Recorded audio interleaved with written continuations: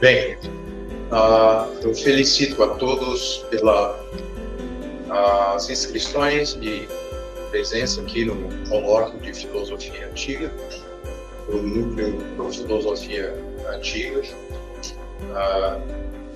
E quero, antes de tudo, agradecer ao nosso convidado, professor Klaus Corcilius, da Universidade de Tübingen, que vai ministrar o workshop sobre a verdade prática em Aristóteles.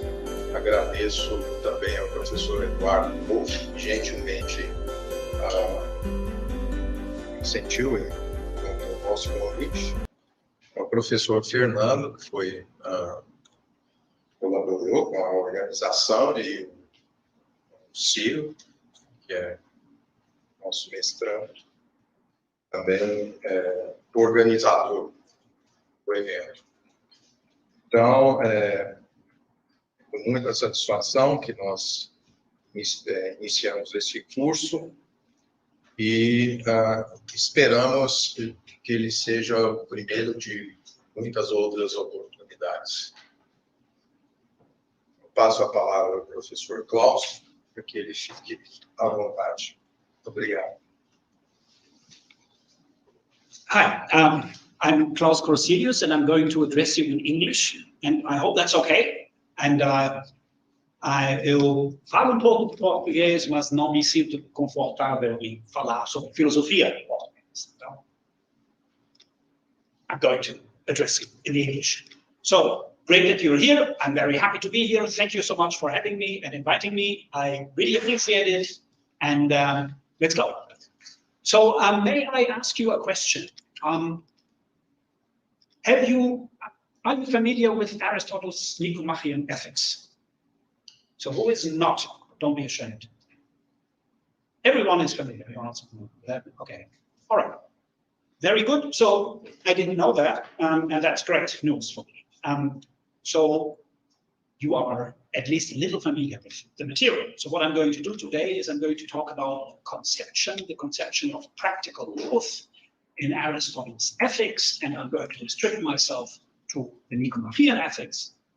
But that really doesn't matter very much. And I'm going to, in doing so, I'm going to talk about a subject that is, on the one hand, just a single subject. On the other hand, it is central in many ways to Aristotle's argument in the Nicomachean Ethics. And what I'm going to do is I have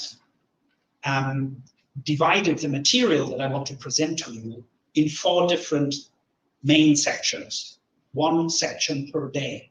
And thanks very much for your patience. Can you, by the way, all hear me well? Can you understand me? So as a general rule, if I'm saying something because I'm mumbling that you don't understand, raise your hand and tell me to repeat what I've said. If I'm saying something that you don't understand, not because I mumble, but because it is incomprehensible to you, raise your hand and say, could you please repeat that? you can put your questions in the English, obviously, but you could also put them in Portuguese if you feel more comfortable with that. And then hopefully I'll be able to respond. All right.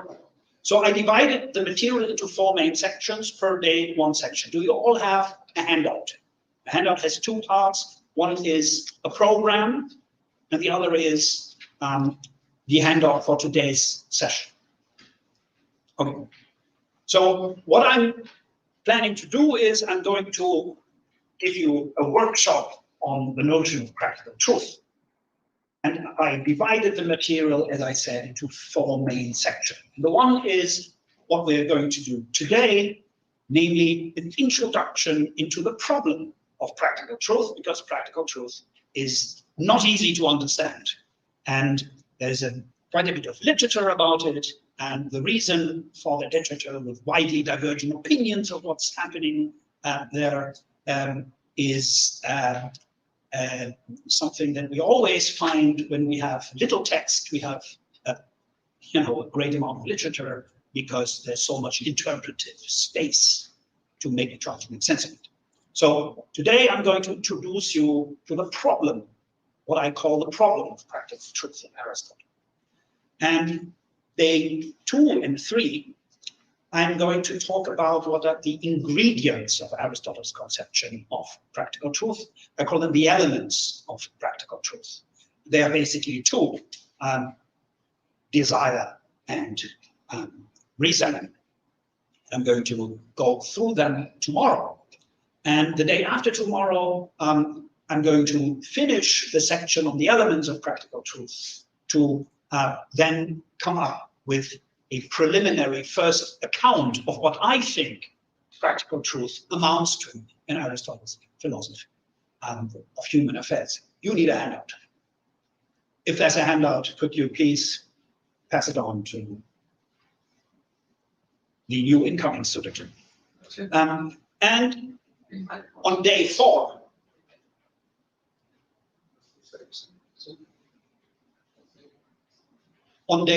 I'm going to hammer in that suggestion of mine, what I think is happening in that conception, which I label truth as agential success.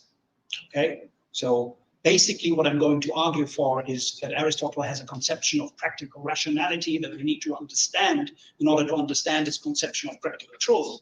That understanding of practical rationality, that is practical thinking, first-person thinking with a view to an end that is up to us, is something that Aristotle construes in a way in which typically it is not taken by the literature, namely as truth that is oriented towards principles, as all truth in Aristotle, I contend, but with a very special kind of principle, namely a kind of principle that is contingent, that allows for being otherwise. We need to understand what this is. This will be an important part of what I'm going to present, so that at the end of the day, practical truth, this is the interpretation in a nutshell that I'm going to argue for. Practical truth for Aristotle is to implement one's values in one's life in such a way that you understand, you have a deep understanding of particular situations and of what to do in these situations and how to achieve it. So it is success, not only in terms of doing the right thing for the right reasons, but also succeeding in doing the right thing for the right reasons. Okay? So that's basically the interpretation that I'm going to argue for, but it takes a while before we get there. Any questions so far? And by the way, after each section, I think we should discuss if you have questions. If you have questions of clarification or understanding, as I already said, don't hesitate, interrupt me. So I could go on for a long time, interrupt me. It's very important. And There's also going to be on day 4 in the last section a general discussion.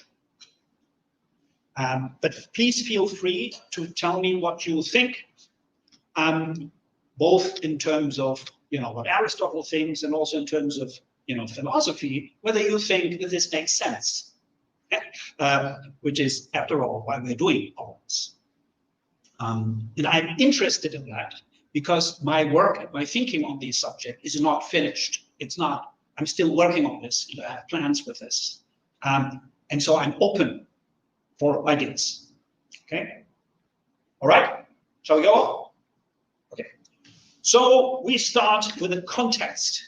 This is number 1 here: Aristotle's philosophy of human affairs and the significance of practical truth. Now, when I wrote this, it's barely readable, by the way. When I wrote this, I wasn't aware that you already know everything about Nicomachean ethics. So this is a bit of repetition. Okay. So this is just to give you the context, and so that you see what I take the importance and the significance of the concept of practical truth to consist in. So let's start with the first things first. Aristotle has a philosophy of human affairs. That's what he calls it. Okay, it's a Philosophia peri ta anthropena. So philosophy, that kind of philosophy dedicated to things around human affairs. Now, what is the project of this philosophy? So typically, in the literature, Aristotle's philosophy of human affairs is interpreted as practical philosophy, as what modern philosophers do when they do practical philosophy, ethics, moral philosophy. And I think in terms of that this is practical philosophy, that's about right. It's just correct about Aristotle. He, by the way, is, as you will have heard, the inventor of practical philosophy. So Plato doesn't have that. I mean, he knows that distinction between reasoning dedicated to practical and reasoning dedicated only to knowing things, but he doesn't use it in order to structure philosophy. Aristotle does that. Aristotle has a distinction of philosophy, according to which we have theoretical philosophy, which is dedicated only to knowing things. It doesn't pursue a goal or an end beyond that. It's only dedicated to knowing things. There is no, so when you, I mean, I always tell this to my students. So when you go to your parents and they say, why are you studying philosophy? And then you say, well, because it makes no sense. Because there is no ulterior motive. Okay, you do this because you want to do philosophy, and not because you want to do something with it, getting rich. You would be very stupid if you studied philosophy to get rich anyway.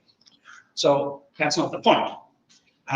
You do it because you want to know, or you want to grow intellectually, or whatever. But the point is, from a teleological point of view, of what is it good for? You don't do philosophy in order to achieve something else, political position or something like that. But you do it because it's philosophy. That's what you want to do. You think that's worthwhile doing. But there is also another branch in Aristotle's distinction of philosophy, which is practical philosophy, and that's philosophy dedicated not only to knowing, but also to implementing that what you know. So that is practicae philosophia, practical philosophy.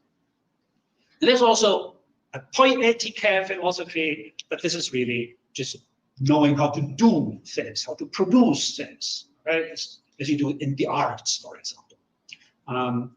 In the arts in the broad sense of the word, like the rhetoric is art. Aristotle wrote a rhetoric, an art of rhetoric. What you learn there is how to speak well, how to persuade people. Okay, and that's something that you can do. That's a knowledge that you acquire, not to know how to persuade people, but to persuade people. That's why you do it. Now that is something that practical philosophy shares with rhetoric. That not that it has a product, but that it has a goal that goes beyond doing practical philosophy itself. Now, what's that goal? Well, that goal is to know, not only to know what is good for a human being, good for us, but also do that what is good for us. Otherwise, it would be pointless to say Aristotle. Okay, but so that's practical philosophy, no doubt. But we have to be cautious if we want to label Aristotle as someone who is pursuing a project that is, you know, the same as the project of practical philosophy, especially moral philosophy in modern philosophy, because it is not.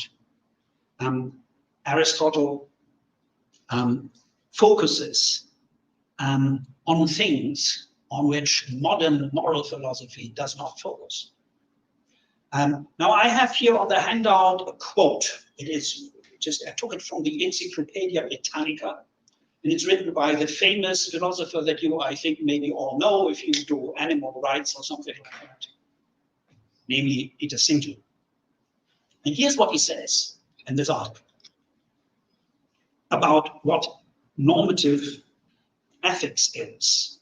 Okay, that is what people engage in. They come up with ethical theories. And indeed, there are books about Aristotle, say Aristotle's ethical theory, Aristotle's moral philosophy. That's in a way innocent, but in a way it's deeply misleading and false. Okay? Now, here's the quote. Peter Singer on what normative ethics is. Normative ethics, he says, that branch of moral philosophy or ethics concerned with criteria of what is morally right and wrong. It includes the formulation of moral rules that have direct implications for what human actions, institutions, and ways of life should be. It is typically contrasted with theoretical ethics or meta-ethics, which is concerned with the nature rather than the content of ethical theories and moral judgments. And it contrasts with applied ethics, or the application of normative ethics to practical problems. But he forgot descriptive ethics, which is a branch of moral philosophy that engages in the description of the norms that people accept in certain different societies and so on. Now that description, Peter Singer's philosophy, which he takes to be uncontroversial, does not match what Aristotle is doing in his practical philosophy. Well, there's a huge overlap, but it does not match. Aristotle doesn't pursue such a project at all. And this has really disturbed many an interpreter for many centuries. And because they were looking for something, and Aristotle that he couldn't deliver because that wasn't what he was up to in the first place. One of these things is to tell us what, you know, morality consists in, something like that, or to give us moral obligations, moral duties, you know, a rule, something like the categorical imperative or something like that. We don't find this in Aristotle. Aristotle mentions things that sort of could fit that description, but he does it en passant. He does it by the way. He doesn't do it because that's not what he is going for. That's not what he's looking for. He pursues a different project. All right. Aristotle does not tell us what is morally right and wrong. I mean, sometimes he says, well, it's not good to commit murder, you know, adultery, you shouldn't be doing that. Everyone agrees. See, he says these things, but he's not giving us a law or something like that. He's not after that. Nor does he try to determine what is morally right and wrong. He's not bothered or concerned or disturbed by the fact that he doesn't have a formulation of what is morally right and wrong. Rather, he takes it for granted that there are certain moral norms and standards. And he takes them to be different in different societies, not radically different. And anyway, he might probably only be speaking about Greek city-state societies anyway. So that's one thing, he's not doing it. So he takes it for granted that there are certain moral norms, and he's trying to tell us what a good human life is. That's his first and foremost concern. And since this is not just about knowing things, but also about implementing one's knowledge, he also tells us how we can best and most efficiently bring about such good human lives. So Aristotle, it's not very clear whom Aristotle is actually addressing with his ethical writings. I don't think that this is everybody, as it rather is those people or people like those who were his students, who frequented his lectures. And those were people who had good chances to make political careers and to become rulers in their societies.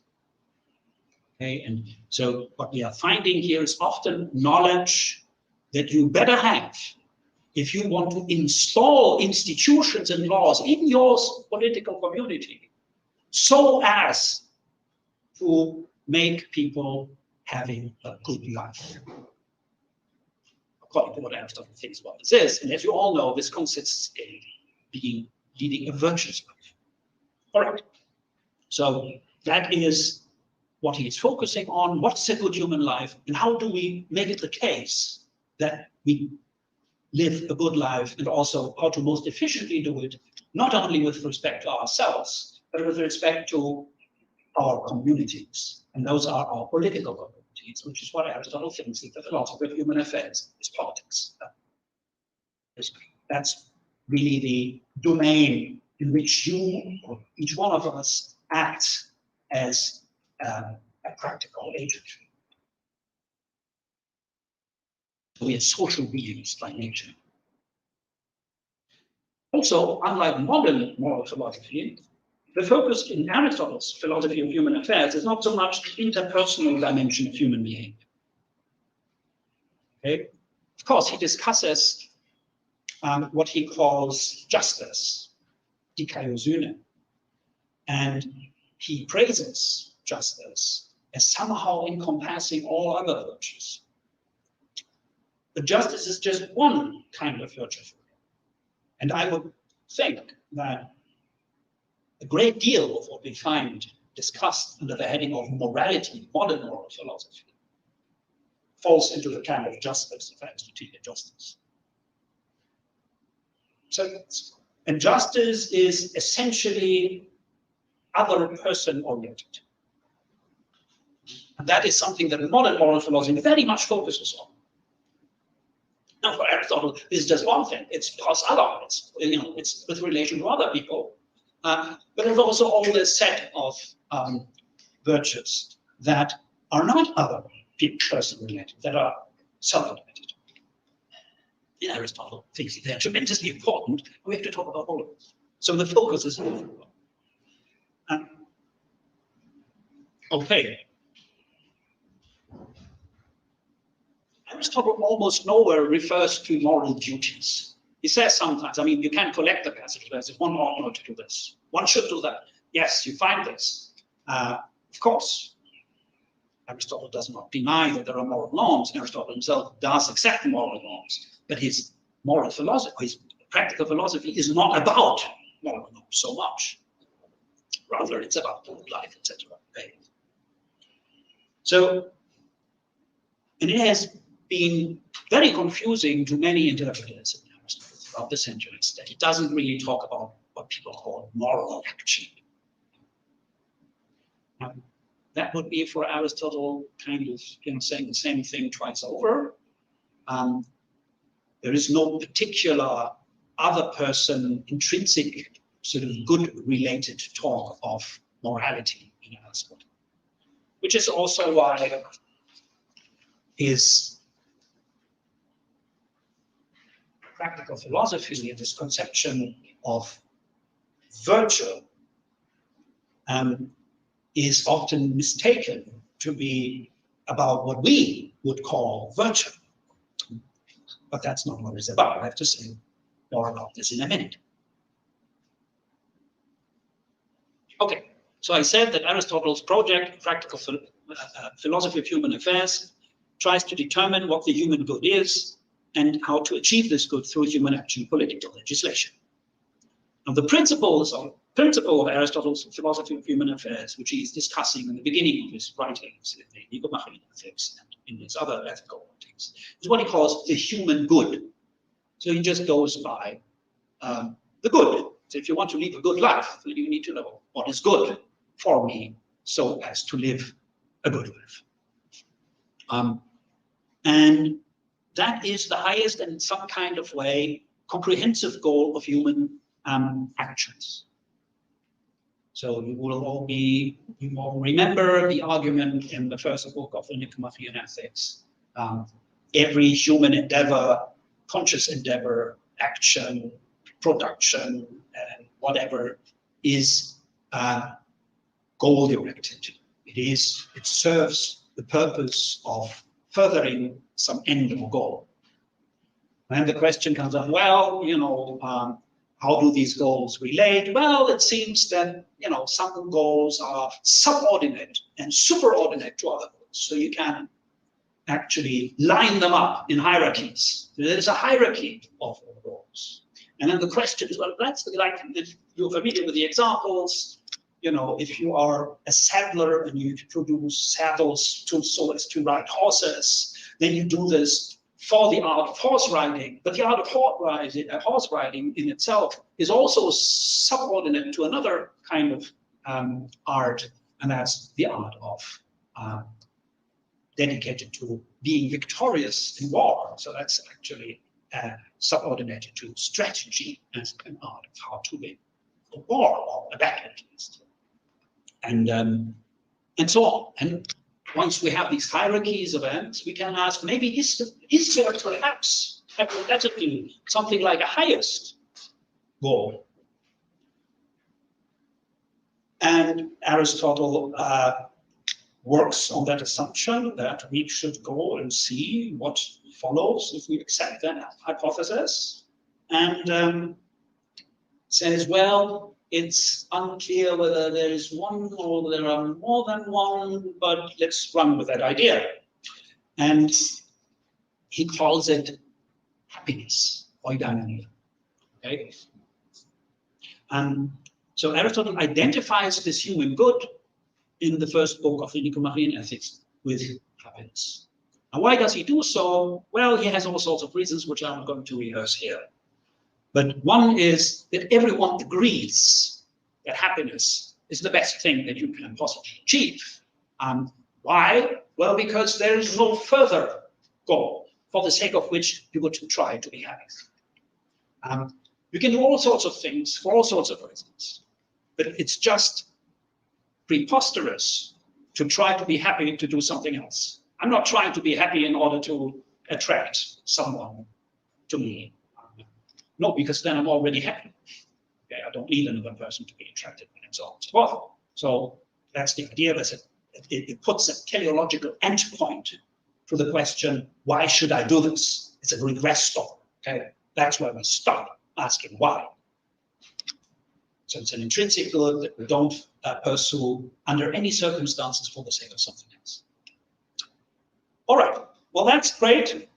Now we have the highest goal, but we have no idea what this is, because everyone agrees that it's happiness, but what happiness actually consists in, people are in complete disagreement about. They fundamentally disagree what happens. Is it,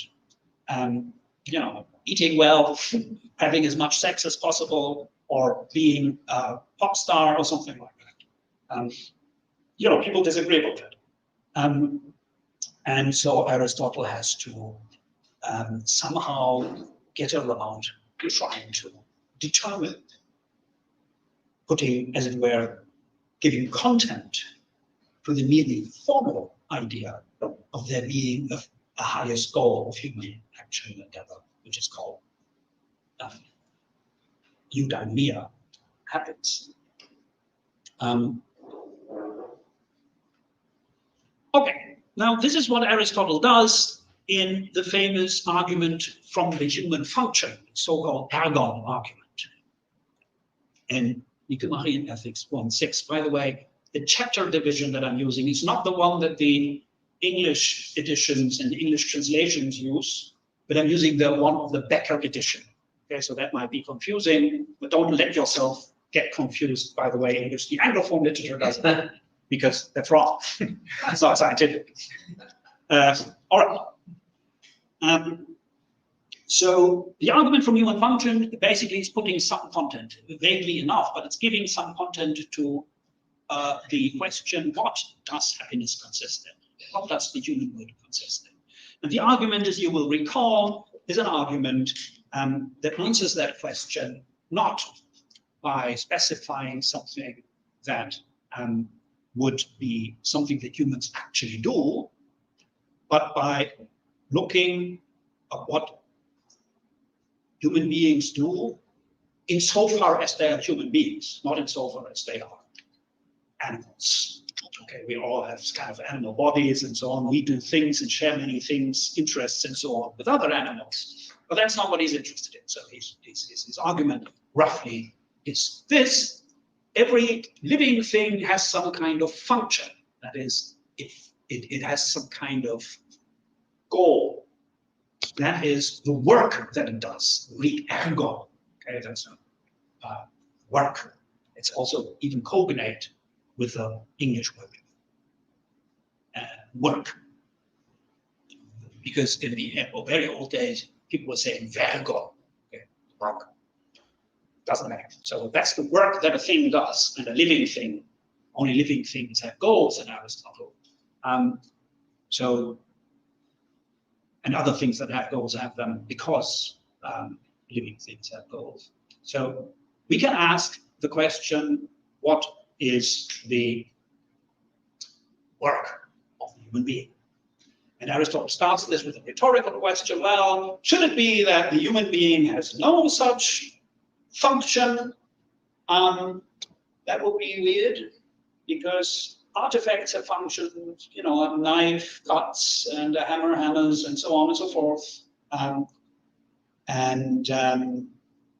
What then would be that work or function for the sake of which human beings do what they do?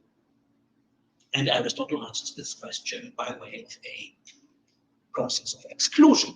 So it's not what we do insofar as we have attributes that we share with all living things. So our digestive apparatus doesn't make us human beings.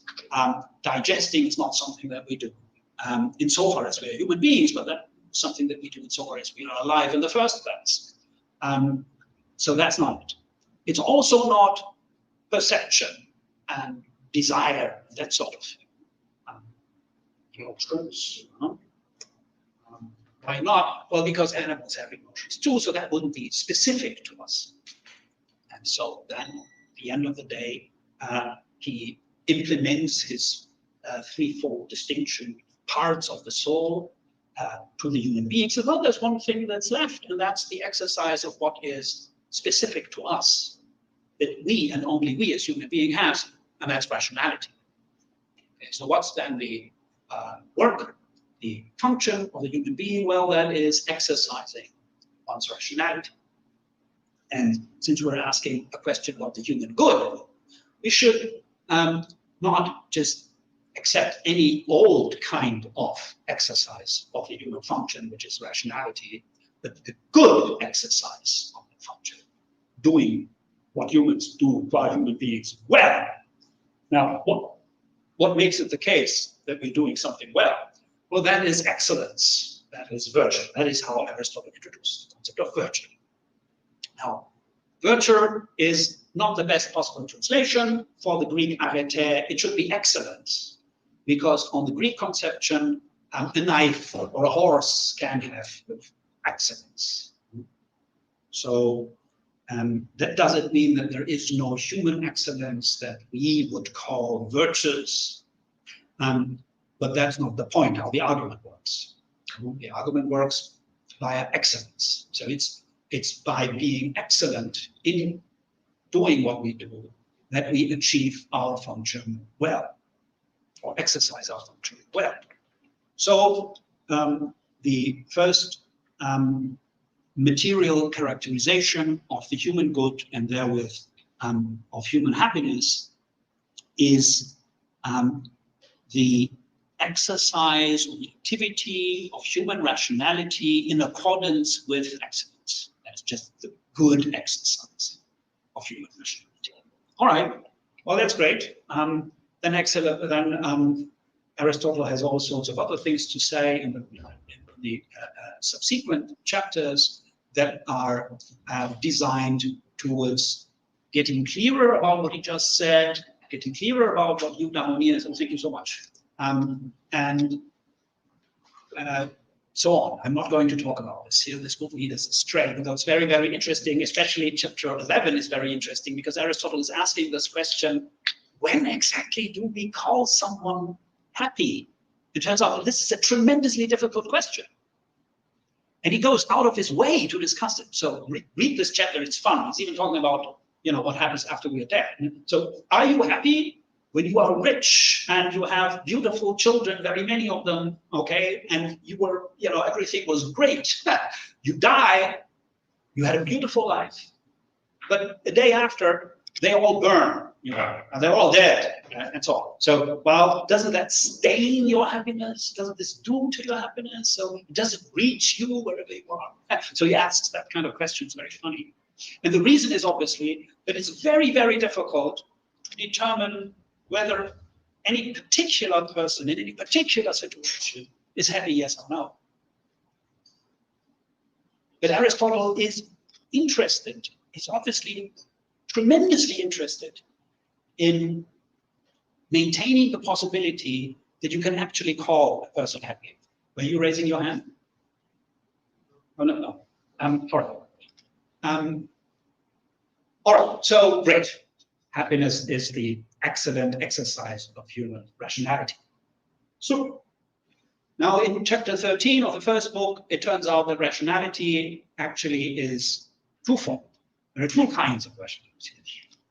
And you're familiar with that, Aristotle. Well, the philosopher of human affairs also has to know something about the soul. And yeah, rationality is said in a variety of ways. Two ways are particularly important. One is rationality proper. Okay, so this is the exercise we're talking about. Excellent exercise of human rationality, thinking. So this is what we do when we actually think. This is what you do in your seminars, should you use them as an occasion to think. So that's the exercise of the rationality proper. You're understanding propositions, you're thinking hard, you're trying to testify hypotheses, you're trying to prove stuff and so on. So you're thinking hard, you're doing math or science or whatever. Well, that's good. Now that kind of rationality has certain conditions as to how we acquire that sort of rationality. And this is by, frequenting a university or going to school. It's by actually learning, by instruction in intellectual learning. So somebody tells you something, teaches you something, provides to you some kind of insight, which you register and understand, okay? So that kind of virtue, the thinking proper, is something that you acquire by intellectual instruction, school, university, and so on. The more interesting and more controversial case is the other kind of rationality, human rationality, of which Aristotle claims that if you want to be happy, we have to be good at that. And that is the rationality of our non-rational part of the soul. And the non-rational part of the soul is not digestion. We sort of forget that has, as Aristotle says, almost no intrinsic connection to rationality. So it just goes. Maybe there are border cases if you're a yogi and you can stop your heart beating for 140 days or something like that, then you're great. Aristotle didn't know that was a possibility. And I still doubt it is, but okay, let's not talk about those things. So what we're left in then is what Aristotle calls desired perception. And that is our emotional life. This is our reactions to certain states of affairs. And this regards basically two domains. One is the emotions as they concern our bodies. Okay, so if we are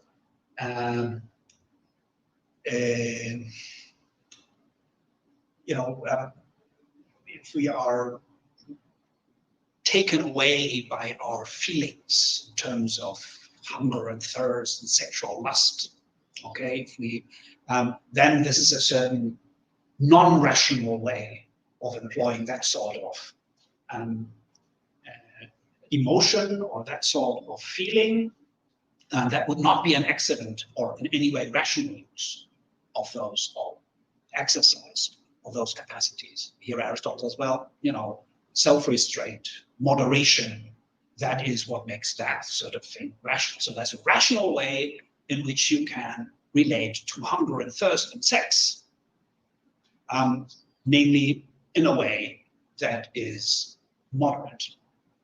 And then he's going to define that it's literal. Okay. The more interesting case, perhaps, is the case where we are dealing with emotions that regard other people, or ourselves in certain situations that are other regarding. Those are the classical cases of emotions: fear, anger, and so on.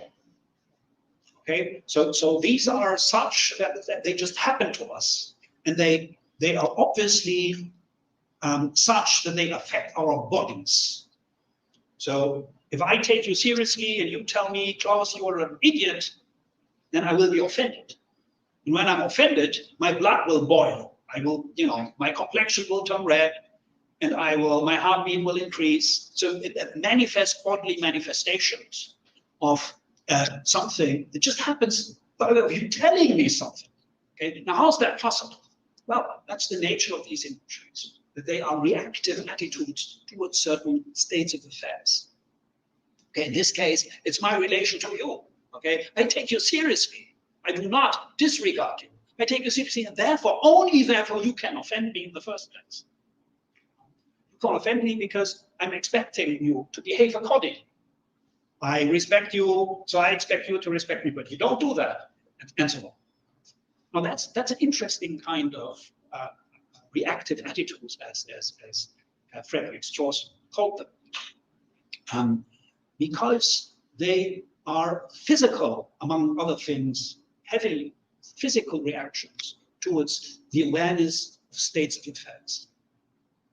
Our body reacts to something that is not obviously bodily, but relation. Okay?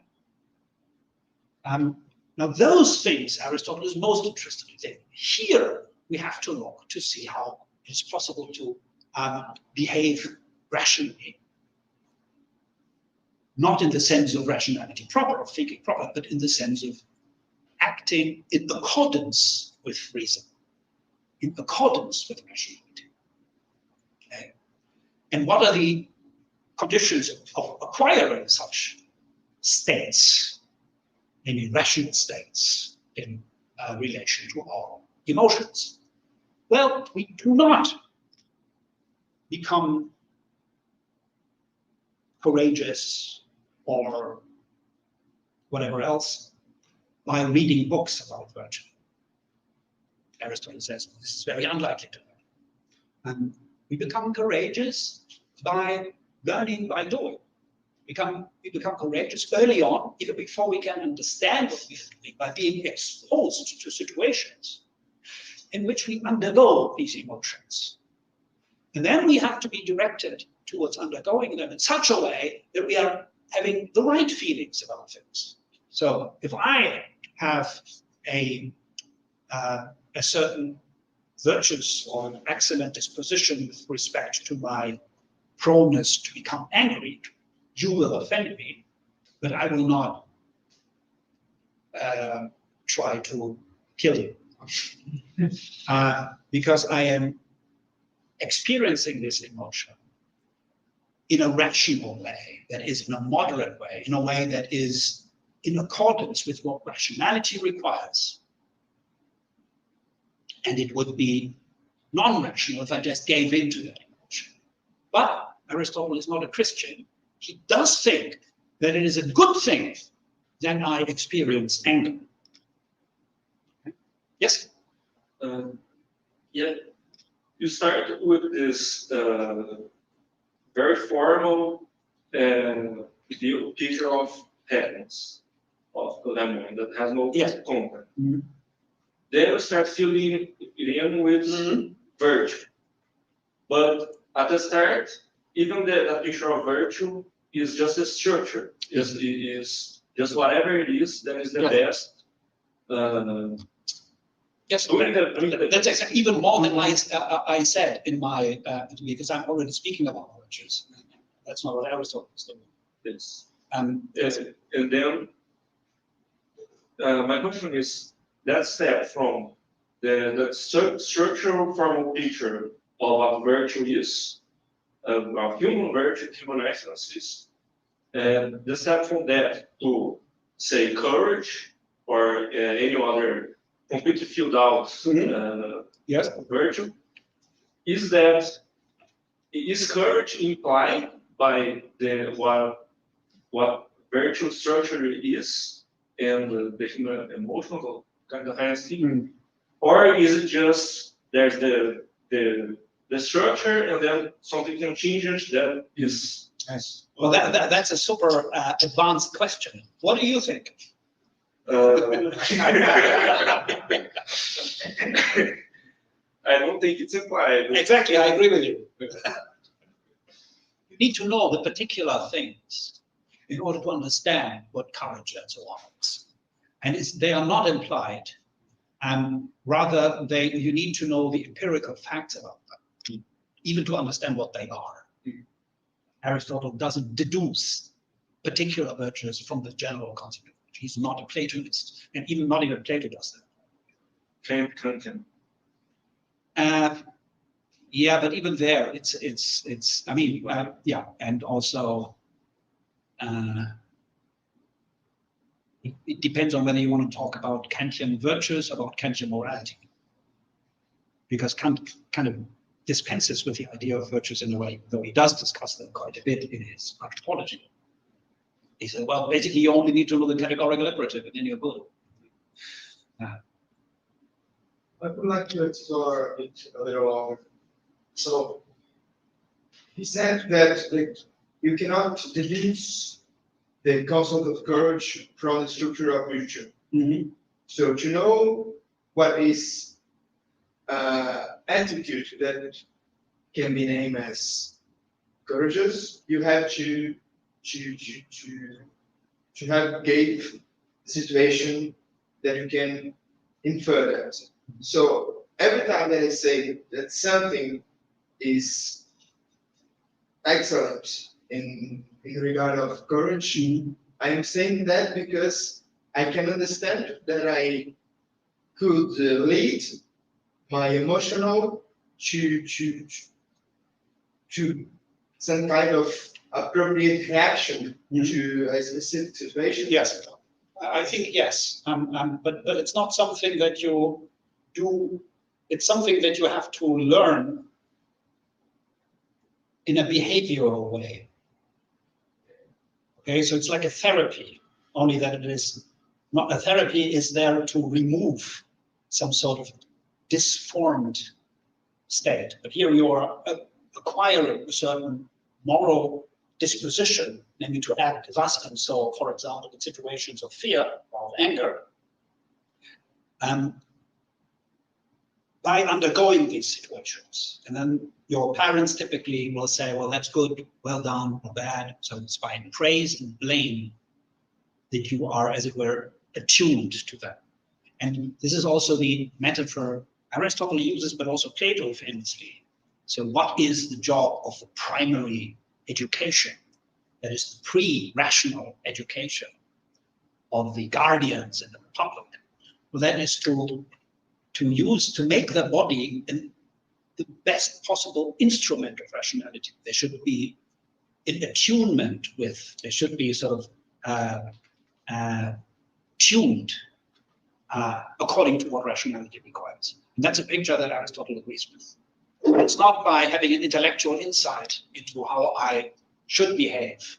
It's I behave that way. I have it as a state, as a disposition to act, or to undergo emotions. So, does that address your question? Yes, I think. The thing is, I have some appropriate reaction to some situation. And in regard to that, I can say that I had virtue, for example. Yes, I had appropriate reaction in my body, and so I can understand that this is virtue, having an appropriate reaction. This is one question, I think. Yes. Although it will be difficult to tell in a particular situation whether this was the virtuous way of acting, but not impossible. Not entirely sure I'm getting everything that you are. So are you asking how I can tell whether somebody is? Yes. Yeah. The thing is, how can I identify? Yeah, that's tough, but you know, I will give you an example. You think of, so there's a virtue that Aristotle calls generosity. Now, little children, typically, they dislike it, and their parents give money to strangers, okay? Why? Well, because they're losing something. It's natural to say, no, that's not a good idea. You're losing the money. And at least some children react that way. I would say most of them. So one way of educating that child would be to, well, here's a little money. You go and give it to the beggar. Okay, and then this child will do something that it doesn't like.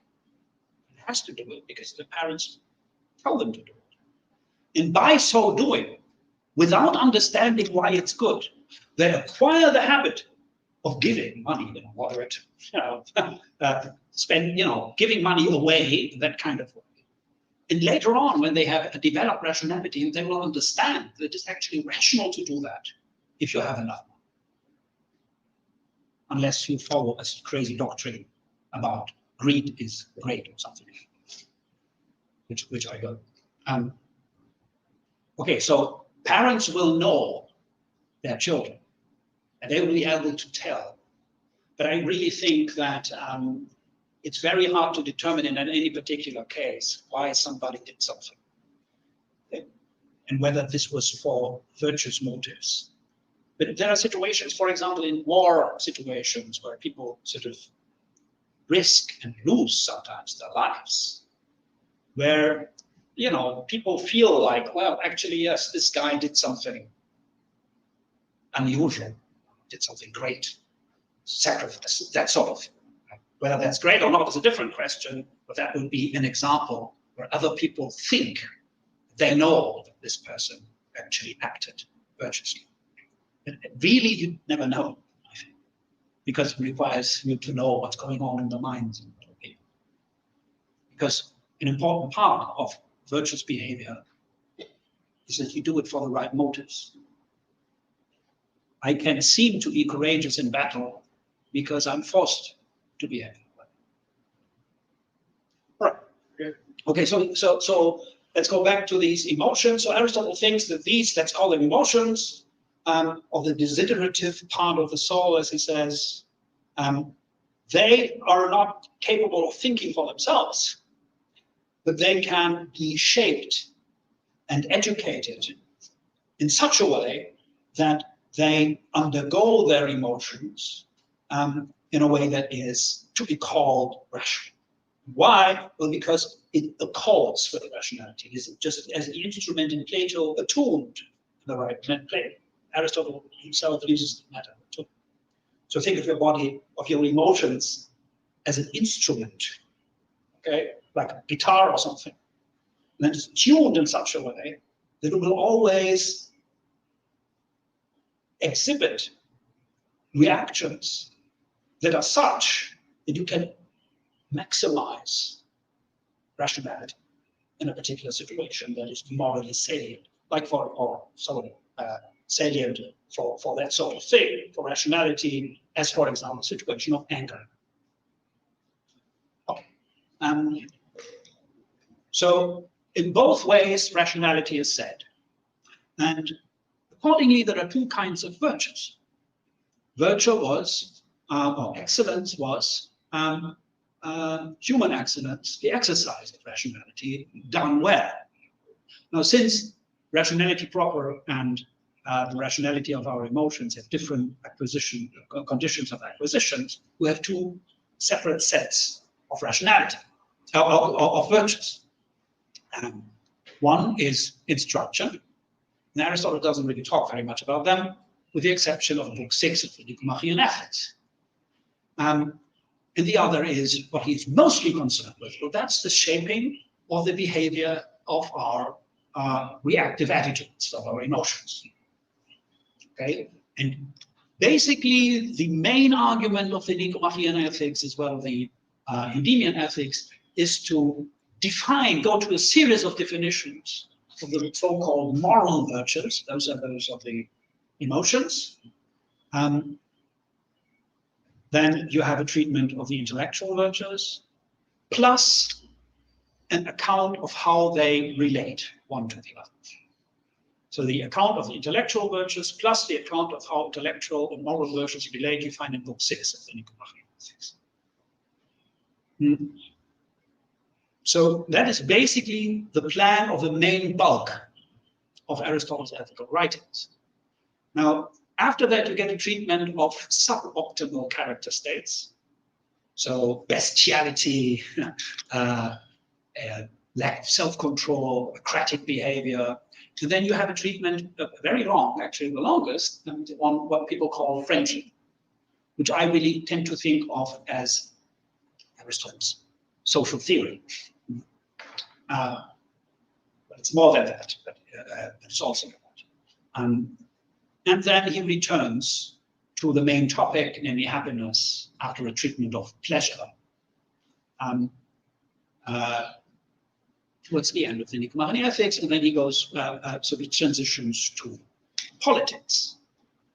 All right, now in book 6 of the Nicomachean Ethics is then where we are at the juncture, where we have these two kinds of virtues that were given a separate treatment, being put together.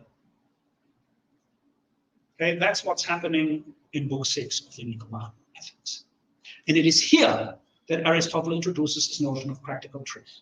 Well, practical truth includes both the exercise of moral virtues and the exercise of intellectual virtues. Aristotle does not think that you can separate the one from the other. Of course, you can separate them in the treatment, but you cannot separate. And I will give you an example. Look, for example, of how you cannot separate them, even in the count. Aristotle is defining, for example, courage as a mean state between two vices. Now, these vices on one hand, foolhardiness. This is when you're completely mindlessly, not seeking protection. You're attacking the enemy in a situation of life danger, death in battle, for example, and you behave like a complete fool because you're free of fear. So you're dead very soon, but that doesn't matter. You're free of fear. And Aristotle says if you're free of fear in a situation of danger, you are vicious. That's bad. It's not about not having emotions. It's about undergoing the emotions in the right way. So you should better be frightened. You better experience fear and better in such a situation. So that's one thing that you need to avoid. The other is if you're a coward. So you are overwhelmed by your fear. You're not sort of pulling yourself together, confronting the enemy as a situation, supposing that's a just law or something. Let's just not talk about the examples. So here the definition is, what then is courage? Well, courage is neither the one nor the other, but in between. Now, where exactly in between fear and foolhardy? Exactly where the right reason tells us where this is. Now, what is right reason? Well, right reason is not a moral virtue.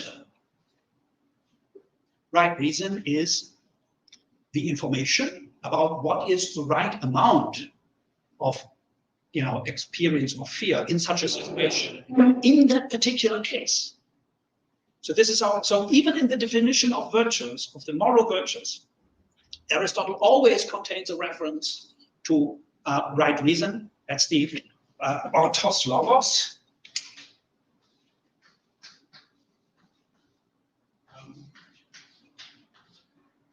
Which can be translated as right reason. And that's a reference in the very definition of the moral virtues to knowledge of what is good. Okay? And to knowledge of what is good in the particular case. Now, how much fear am I exactly supposed to undergo in a situation of this particular character? Well, exactly as much as the autos logos says. Yeah, but what's that? Oh, that is what the wise person will tell you what it is. Okay, now you see that's unsatisfactory. That is circular. Okay? But how the heck should Aristotle know? I mean, we are not in that situation. My point here really is not that. My point is that even in the definition of the moral virtues, each single one of them contains reference to the autos logos.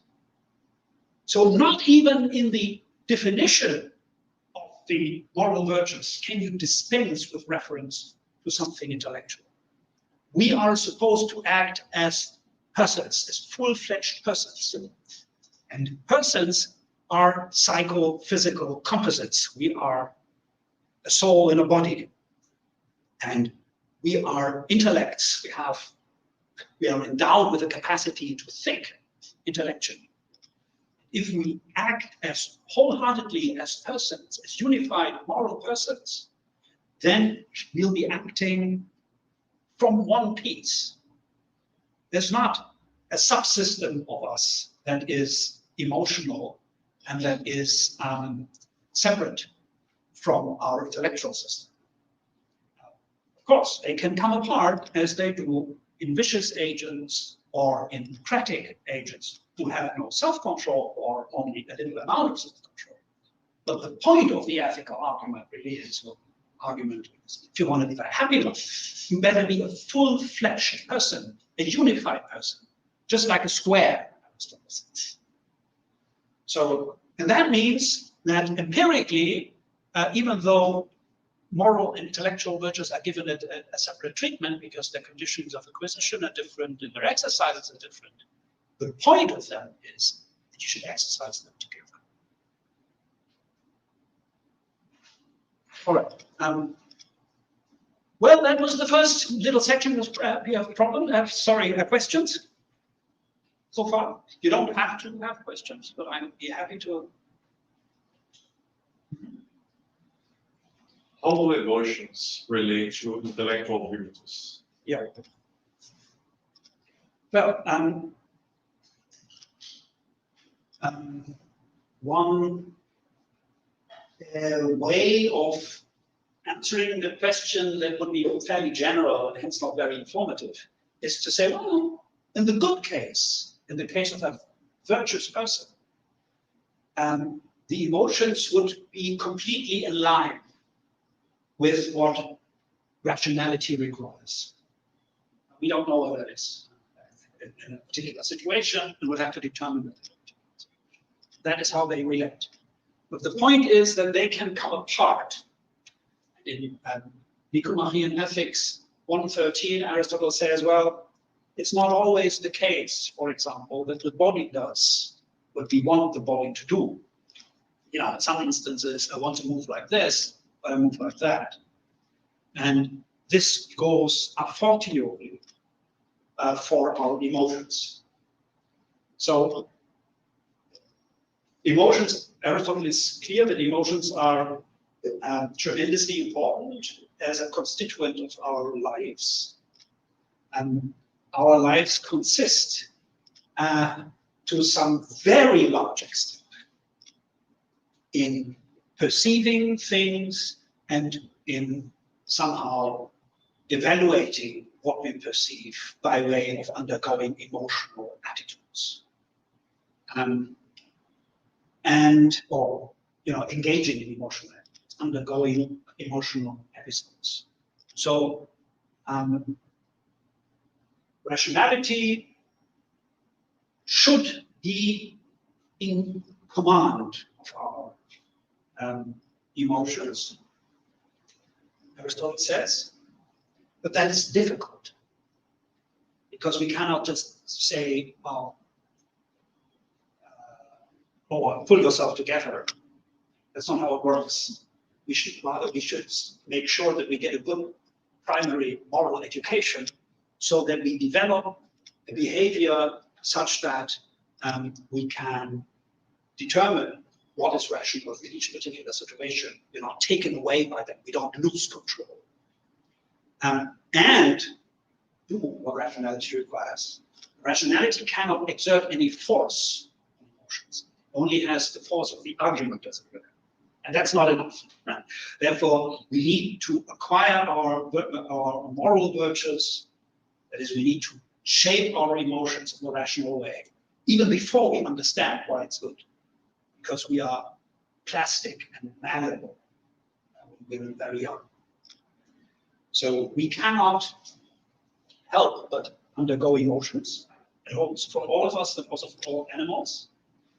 And by undergoing emotions repeatedly, we cannot help but develop second-order attitudes, that is, certain dispositions to react thus and so in a given situation. And the purpose of moral education is to shape these second-order attitudes, our dispositions to react thus and so, in a way that is to be called rational. But it's not rationality that does that, that's the educators or society who do that. We all acquire certain behavioral patterns that are our moral character. We all have it. When we're young, we can shape it. When we're older, we still can do it, but it's more difficult. So the idea is it's a subordination relation. One should be in command of the other, but that's really an achievement and not an easy. So I'm thinking about acting according to right reason and actually knowing the right reason. Yes, this is it. Yes, exactly. I'm thinking if a soldier in battle doesn't actually have the knowledge or the intellectual virtue about the situation, but he trusts the general has that knowledge. And if the soldier acting like a fully fledged human being, then is it being or does it No, he does not, but he acts well. So Aristotle quotes this old epic poet Hesiod, says, the best is if you think for yourself and understand. The good thing to do is, second best is if you follow those who do know.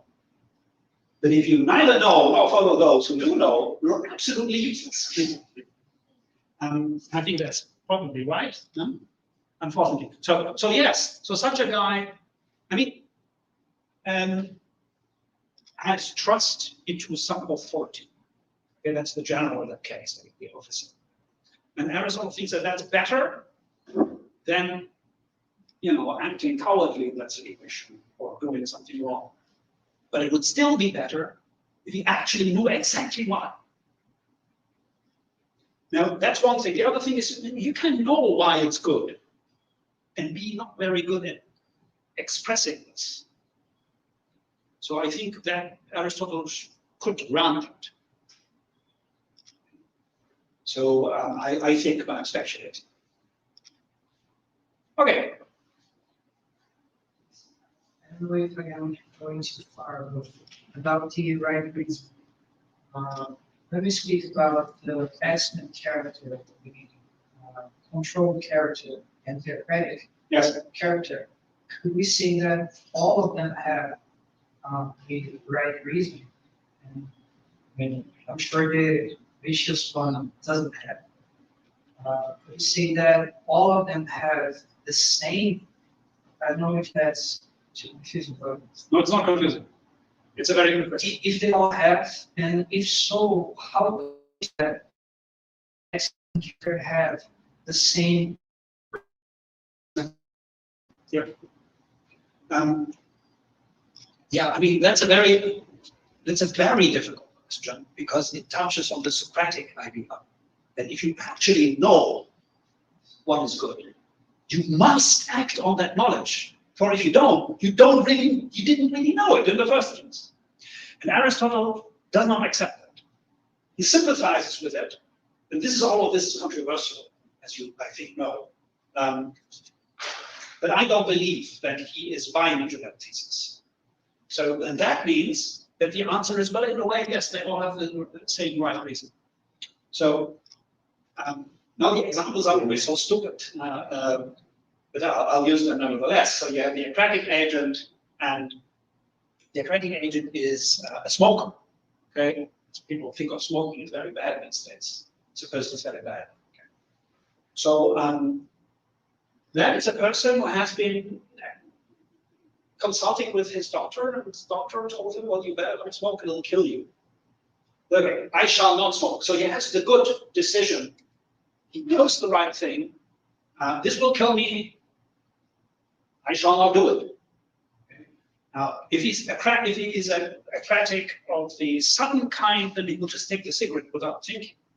That's not the interesting one. The interesting one is the weak-willed aquatic agent. That's the guy to whom I offer a cigarette, and he will take it. And I said, I shouldn't be smoking. And smokes. Now what's happening? This is what Aristotle is concerned with in Nicomachean Ethics 7.3. And his answer is, I personally have a theory about that. So one way of doing this is, so the weak-willed aquatic agent, he has the right principle. He has the autos logos, the right reason, but he doesn't act on it. But what makes him weak-willed is that he doesn't want to abandon the principle. So he says, no, now I smoke again. Well, then he is vicious. But the aquatic agent is only half vicious, hemi-phonos, because he doesn't abandon his principle. So how can I smoke and not abandon the principle that I shall not smoke? Well, this is by giving it a new description. I'm not smoking, it's my birthday, I'm commemorating. For example, that's one way of doing it. Anyway, I'm giving you way too long an answer. The answer is, if you're Aristotle, you have to accept that you're acting on the basis of the same content of right reason in all of these cases. And even the vicious agent might know what he or she should do, but does not only not do it, even though she accepts the principle, but rejects the principle. And there's the person who doesn't see the principle in the first place. Now, that is the vicious person. So that person can entertain the thought, oh, I shouldn't be committing adultery. It doesn't apply it to himself. So it's not a practical principle, it's just something that says. Maybe it's even worse, it says, well, this is just what people say, that I don't accept it because it doesn't apply to me. I'm superhuman. Okay. All right. So that was the context. Let's start with practical truth. So I'm here on this is the second page of page 3 of the handout. And I'm just throwing the passage at you. So I've been telling you of the significance of practical truth at the juncture of where the moral and the intellectual virtues go together. And Aristotle, in the second chapter of the 6th book of the Nicomachean Ethics, introduces it, that notion of practical truth, as it were, out of the blue. And let's read that passage. And what we are going to do then is we're going to analyze that passage. So I quote, "What affirmation and negation are in thinking, pursuit and avoidance are in desire. So that since moral virtue is a state issuing in decision, and decision is deliberate desire, therefore, both the reasoning must be true and the desire right, if indeed the decision is to be good. And the desire must pursue what the reasoning asserts. Now, this kind of thinking, in truth, is practical. Of the thinking which is theoretical and not practical, nor productive, the good and the bad are truth and falsity. For this is the function of everything intellectual. But of that which is practical, that sort of thinking which is practical and capable of thinking, the truth is that which stands in a relation of agreement with right desire. So that's the passage, and it's difficult. So what I'm trying to do is I will try to go through it bit by bit, and you just interrupt me whenever you see fit. So most basically, this passage is giving us an analogy, okay? As X and Y are in domain 1, so are Z and I in domain 2.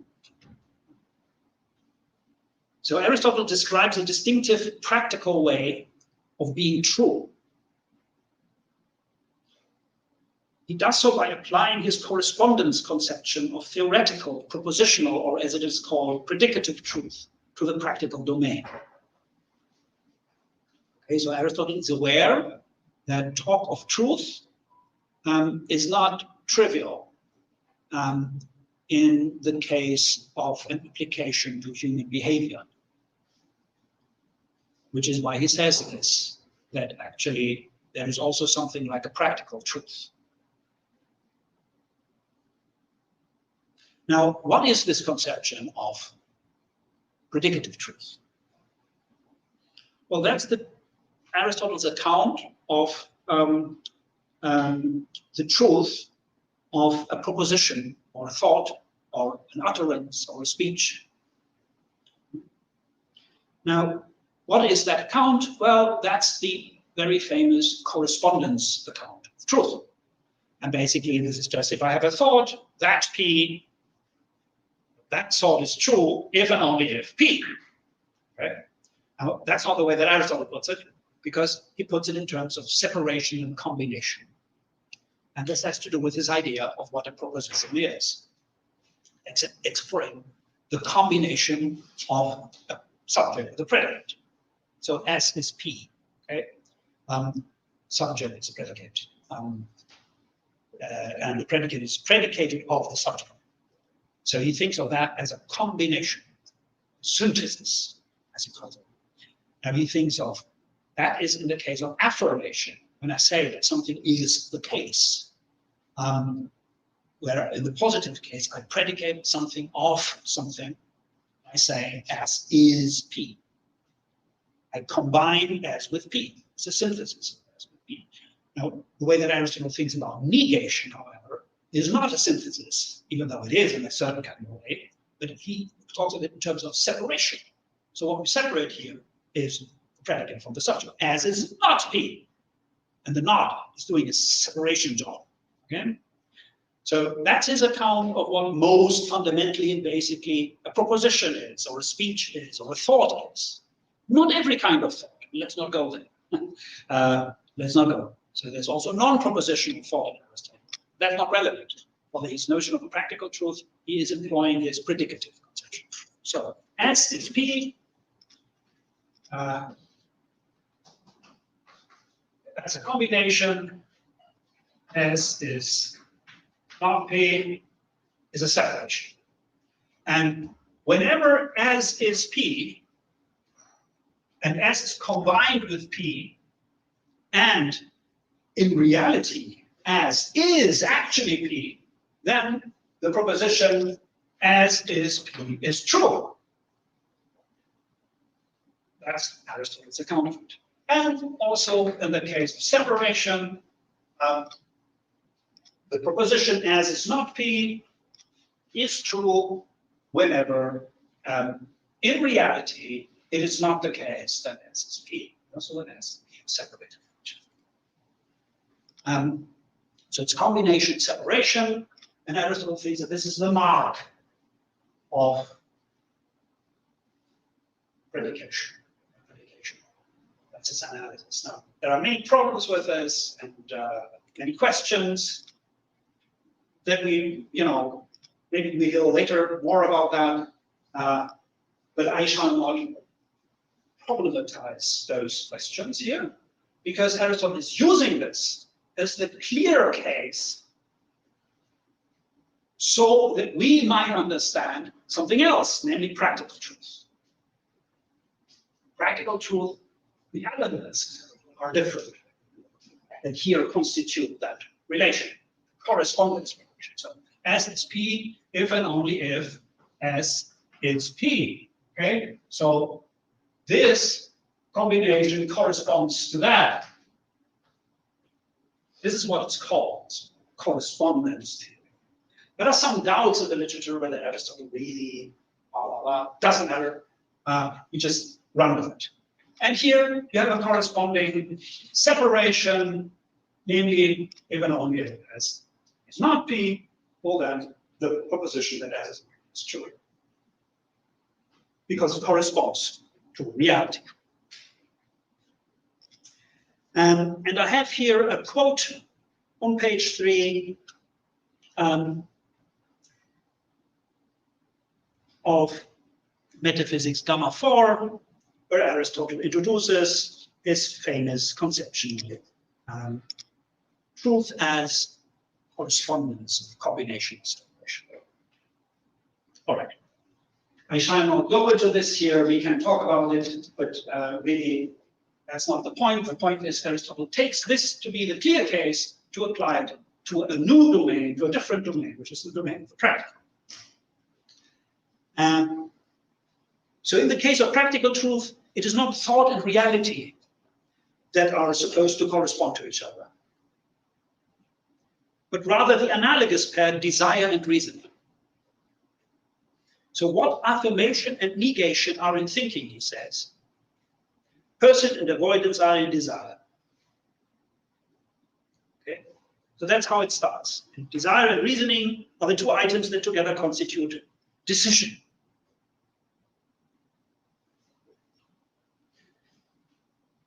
A decision is the proximate cause of human action. So let's go through this very dense passage slowly. So the analogy that what affirmation and denial are in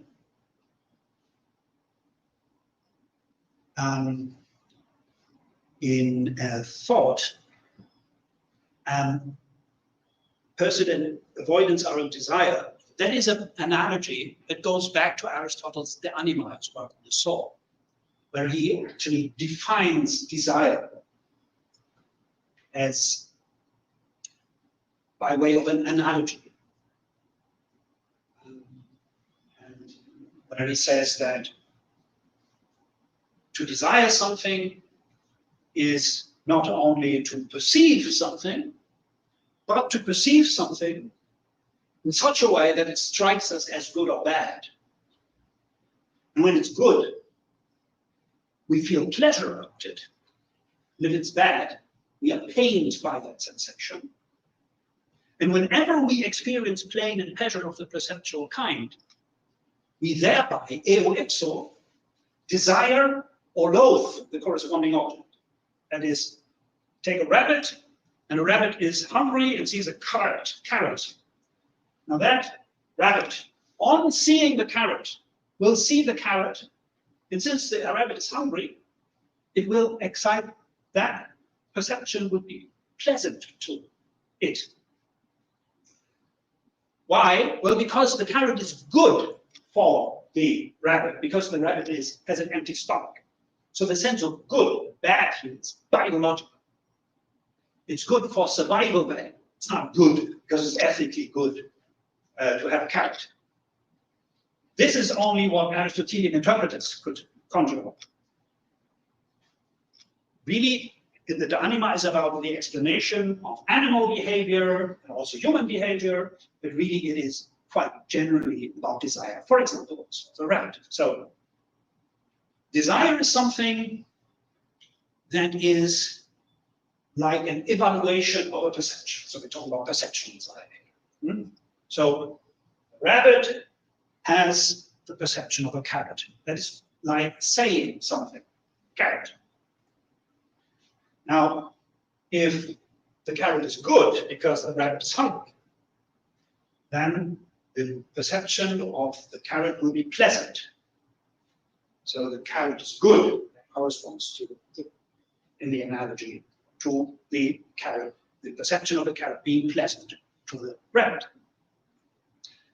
And undergoing an episode of perception of a thing that is biologically good or bad is necessary and sufficient to generate the corresponding desire.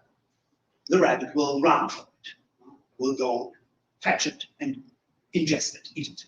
And if it's a hawk or a lion that is prone to catching it, then the rabbit will loathe that perception, will run away, will avoid it. So its pursuit and avoidance are analogous to saying yes or no. That is affirming or denying. That's the analogy in Diagram 3.7, and I have the text, I think, on the next passage. So you have a three-stage analogy. You have their saying of something. That is just the presence of the perceptual object, perception of an object, then good or bad, the object experiences good and bad, that is pleasant, perception of X, and affirming or denying. Actually, no, sorry, that's very bad. Saying or combining, sorry. Combining is the pleasant perception of X this as good or bad, and affirming or denying is saying yes or no to it. That's pursuing and or avoiding. Okay, so that's the analogy in the Diagram 3.7, 131a, 214. You find in the text. So that analogy Aristotle is invoking here in our passage in the Ethics. And he's just taking it for granted, saying, well, that's what's happening. That's not yet our conception of practical truth. What affirmation and negation are in thinking, person and avoidance are desire. But he goes on to say that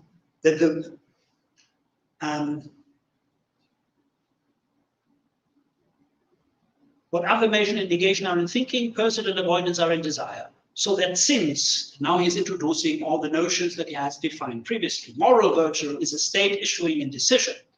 That is how he has defined moral virtue. Two of the Nicomachean ethics.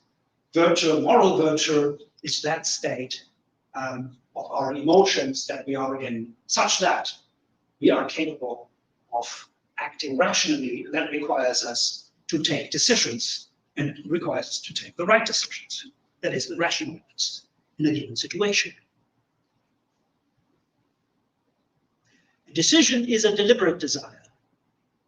So that's a desire that is, as it were, filtered through a process of thinking about what the good or the bad thing to do would be in the given circumstances. Now, since all of that is so,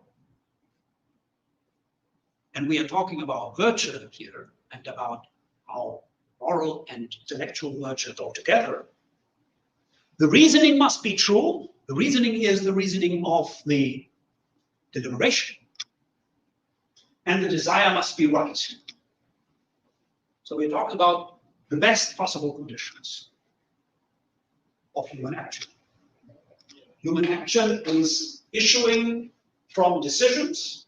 Decisions consist of a desire for something, plus thinking about how to best implement our desire according to rationality. So if that decision is taken on the basis of true reasoning, good deliberation, and our desires for it, that if we have a good desire, then what will issue is practical truth.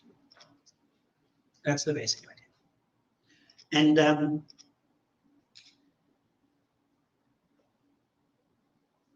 the idea here is that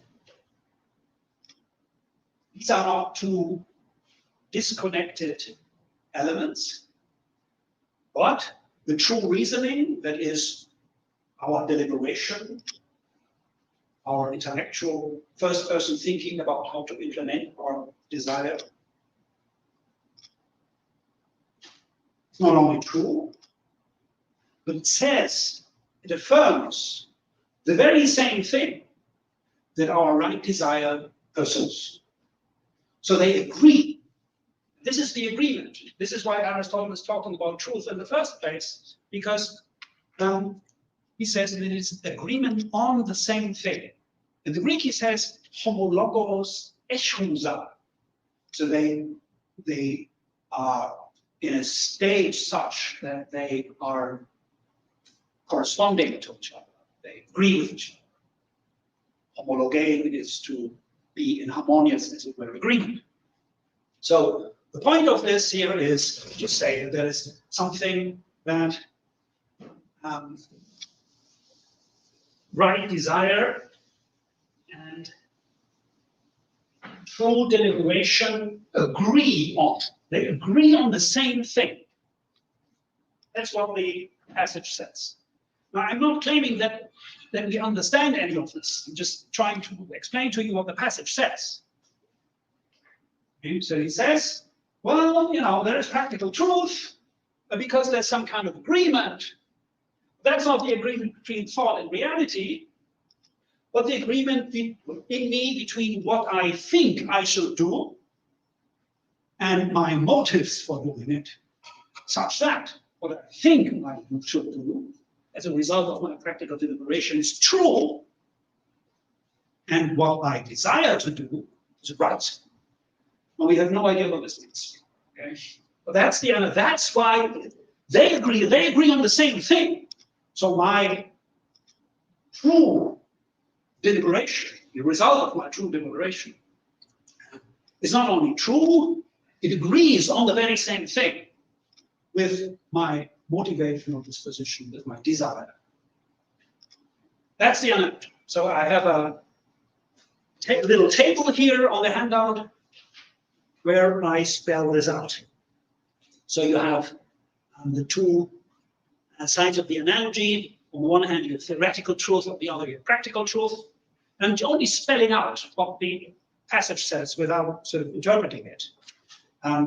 Even though some of you might take issue with the way that I put it, very happy to discuss this with you.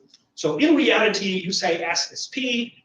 No, in reality, S is de facto P. And if my thought or my speech affirms that S is P, then the agreement of those, that it renders theoretical truth. That's the clear case. That's the case that we use in order to explain something else. The practical truth. There, we have the right desire on the one hand, pursuing X. And we have, on the other hand, true reasoning, affirming X is good. Good for me or whatever. The combination of those, the agreement of those, that renders practical. Practical truth is the agreement of these two. That's supposed to be the best achievement of human nature. Okay. Questions so far? Yes. Pursuing and avoiding are they behaviors or are they dispositions? No, they are behaviors.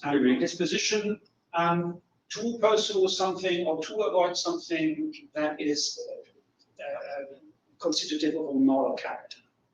Pursuit and avoidance are occurrent episodes of desire. Okay. A person, the rabbit, has an active sort of desire. Aristotle has a thought carrot. And Aristotle has a physiological theory. So those events, they are physically implemented. They correspond to or are actually constituted by thermic alterations in the body. So if I want something, I think it's pleasant, Aristotle thinks that this heats this discharges the thermic reaction, then it's hot.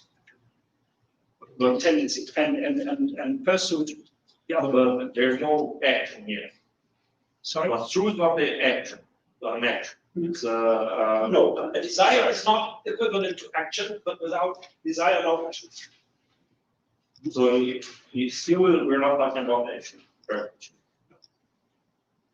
And that's good, because what we are talking about really, we're just spelling out the best possible case of the moment immediately before we act. This is what the passage is about. The desire is right, and the deliberation is true. That is, we are done with deliberation. We know what we do.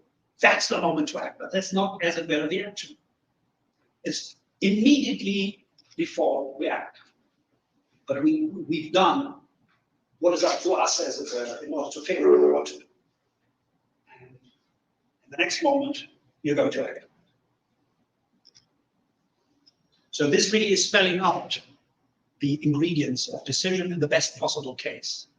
Decision for Iris is a deliberate desire, that is a desire for something where I filter sort of that, what I want, with what I think is the best way of obtaining it, and also perhaps with evaluative facts, whether I should do it.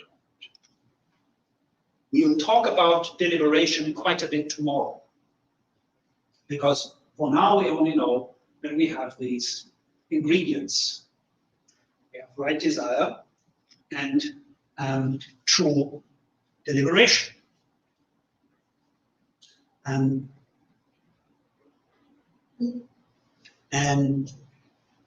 we're going to discuss them one by one. So I will give you here, so first of all, it's interesting that the notion of practical truth is not completely ad hoc in Aristotle. I quoted the passage in 6.2 of the Nicomachean Ethics, where Aristotle says something quite interesting. He says that truth is the task or the job of all rationality. That's very important. That's very important. So he is in a kind of, he has to admit that there is practical truth, because he thinks that there is practical rationality. If all rationality is per se concerned with truth, and there is practical truth, it follows logically that there must be practical truth, because that's a kind of rationality. All rationality is concerned with truth. There must be, if there's theoretical practical rationality, there must be theoretical practical truth. So he has under some kind of Systemzwang. I don't know whether you know this word. So coercion by the system. It's a word that people use in chess. It's a German word. It means that the system coerces you to make a move. Okay. So that is about coercion, to use German words. Okay. But it's very, I think, correct to employ this conception here, because Aristotle is coerced to accept that there is practical truth, simply by the fact that he subscribes to the thesis that all rationality is concerned with truth. And so that's something that is confirmed by a passage in the Metaphysics Alpha Elaton, the second book of Metaphysics. Aristotle says this is on top of page 4 of the handout. I quote, "It is right also that philosophy should be called knowledge of the truth. Episteme tes aletheas. For the goal of theoretical knowledge is truth, while that of practical knowledge is action." The Greek there is ergon, verb, function. I think it's not a bad translation. It's David Ross's translation. The goal of practical knowledge is action. For even if they consider how things are, practical people do not study what is eternal, but what stands in some relation and happens now. Now, we do not know something true without its cause.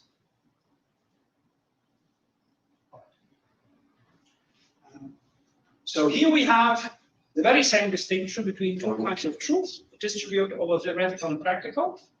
And we have the explicit claim that there is theoretical truth. Now, this passage can easily be mistaken for saying that the goal of theoretical truth is truth, whereas the goal of practical truth is action without knowledge. That's not what it says. It says that the goal of practical truth is action. But that requires that there is practical truth, which requires that there is knowledge. And there is no knowledge without knowledge of causes. I don't know anything true, says Aristotle here. That's quite a strong claim. But actually follows from his posterior analytics, as some of you know, maybe all of you know, that to know something is to understand the causes of the cause that makes that thing the case, and to know that it is impossible to be otherwise. So here we have an explicit statement that there is practical truth, and the practical truth is not, it is something that involves in one way or the other knowledge of causes. So that's interesting, and it goes perhaps a little beyond what is explicitly said in Ethics 6.2. So practical truth is not an ad hoc conception. Now, practical truth is also not a conception that is sort of architectonic for Aristotle's argument in the Nicomachean Ethics, because he doesn't really work with it very much. He just uses it here. But here is a very important passage. And what I already told you, what I'm thinking this is, I think this is an expression for success in practical measures. So that's obviously very important, and that is in a way the point of the argument in Aristotle's Nicomachean Ethics. But it's not a conception that shapes its argument, it follows from it. I say this because there are interpretations that think otherwise. All right, so that's that. Now, let me just, before we take a break, remind you of what Aristotle says about decision. And that is here on the second paragraph on page 4. A passage that is commonly identified as Aristotle's definition of choice for irises. So that's a word that is often translated as choice. You don't have to translate it that way. You can also translate it with intention or other such words. So the Greek is choiresis, and that means something that you sort of put before you in order to catch it. Other people tend to think of it as preferential choice. Those are people who construe decision in terms of sort of options, as it were, a tree of possibilities. And whenever you choose something, you choose one thing instead of the other. And there's indeed a passage where Aristotle says this. Choiresis means that I choose one thing, I pick out one thing rather than the other.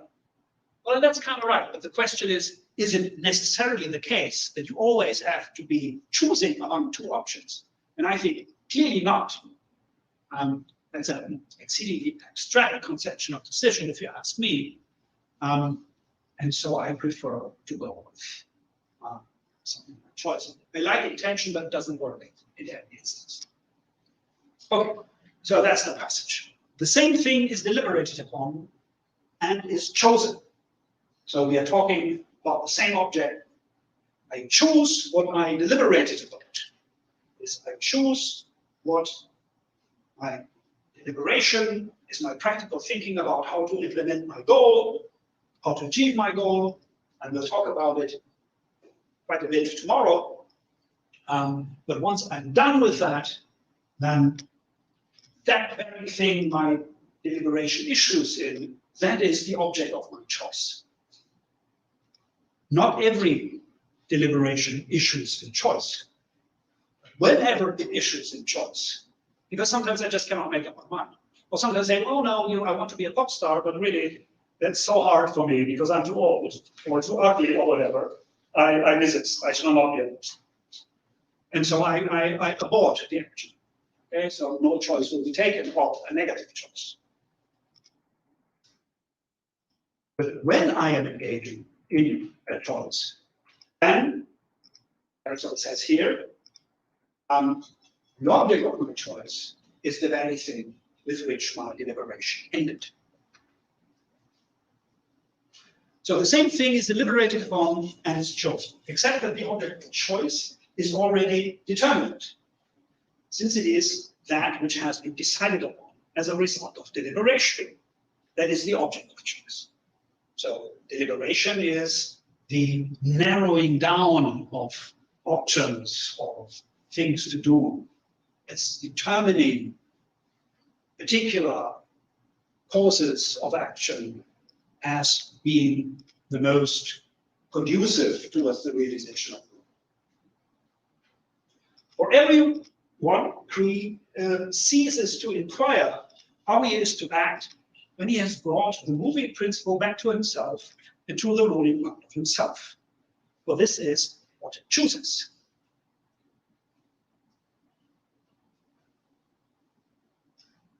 This is plain also from the ancient constitutions, which Homer represented, for the kings announced the choices to the people. The object of choice being one of the things in our own power, which is desired after deliberation. Choice will be deliberate desire of things in our own power. When we have decided as a result of deliberation, we desire in accordance with our deliberation. Okay. So here Aristotle says something about deliberation, which I haven't mentioned yet, but it's kind of trivial. So suppose I want to eat something, and it's not trivial for me how to do it because I'm in an environment where there's no food. Then I have to deliberate. I would not deliberate. Were it clear to me and immediately up to me to eat something like that, I don't have to think about how to go to the fridge. Okay? I know how to do it. It's a background skill that I have. I don't need to think about how to go to the fridge. Maybe someone who has no experience with a fridge will have to think about how to use it, not me. Okay? Or I can drive to Brasilia from here without thinking at all. Okay? Because I just do it, drive without thinking. So what I am deliberating about is always something that is not trivial for me to achieve. It doesn't mean that there is anything absolute, a simple kind of action. No, it just means that it is teleologically not simple for me. But anything can be teleologically simple for me, even flying to the moon. Suppose I'm used to that and I know how it works, just the way in which I drive to Brasilia, I might drop to the moon. No problem. I don't have to deliberate because I know how it works. But suppose now, in this case, I don't know how to get some food. I'm hungry. That makes me think, how do I get some food? And then I think hard and I come to the conclusion, I should go to a bakery and get myself a piece of bread. Okay? All right. Then that's not the action. It's just something that I know how to do. Now, where's the bakery? I know there's something, bakery here around the corner. That's not the action. That is, I don't have to ask myself how to get to the bakery. I can just go there. Okay? And I know how to do it. So this is why my deliberation stops. It stops where something is immediately up to me. What is immediately up to me is something, or I think it's immediately up to me. What is immediately up to me, or what I think is immediately up to me, is something that is teleologically basic for me. I don't have to think about how to do it, just to do it. So that is where my deliberation stops. That is not equivalent to the action. I also have to perceive, this is the door, these are my shoes, and so on. And then I go. Okay? Now that perception of the door leading to the bakery is not part of the deliberation. That's perception. That perception is required for me to. So what happens in deliberation is that I'm tracking a causal chain in the service of the realization of a goal, so as to lead it to myself as the origin of the realization of that goal. And that can result in me thinking, like just in the case of me being a pop star, that this will not work. Or it can work in the case, as in the case of the loaf of bread. And this is what Aristotle describes when we have sort of brought that causal chain back to us. And to us, to the element in us that decides. Let's not discuss that, it's complicated. Thank you. Well, then we're done with it, then we can go. Okay? And then, only then do we decide, I go to the way. Sometimes we decide before, so this is a sort of ideal account of it. It doesn't always have to work. But Aristotle is trying to lay bare the structure. And once we're done with that, here is the door. I know I want to go to the bakery. Only then I decide. No, and the perception comes there. Then, with my decision in mind, perceiving the door, then I go, and the action starts. We'll talk more about this too. So, this is why choice for Aristotle is a deliberate desire. So, it's me being the origin of action, as Aristotle says in the third book of the Ethics. I'm the origin of the movement. I go to the bakery, but I'm aware of what I am doing and why I am doing it. Only because I have both of these things. Causal side of things, I'm the origin of the movement, and the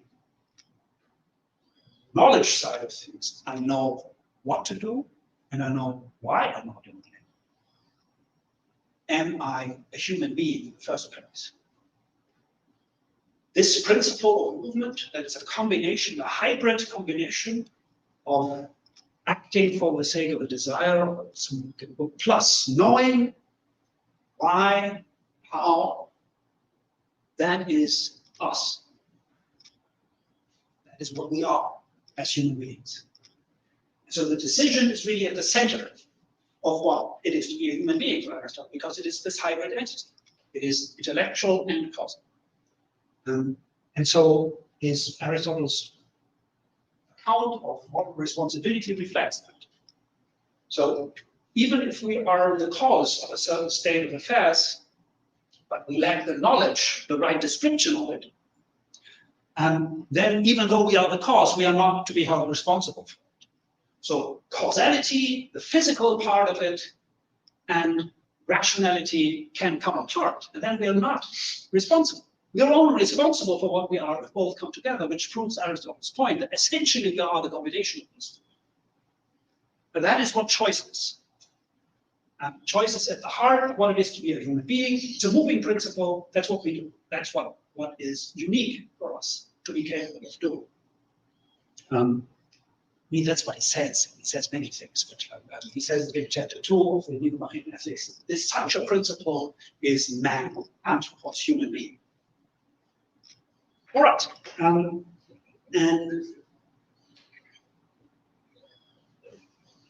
that is basically what I want to say before the break. So you have this analogy here,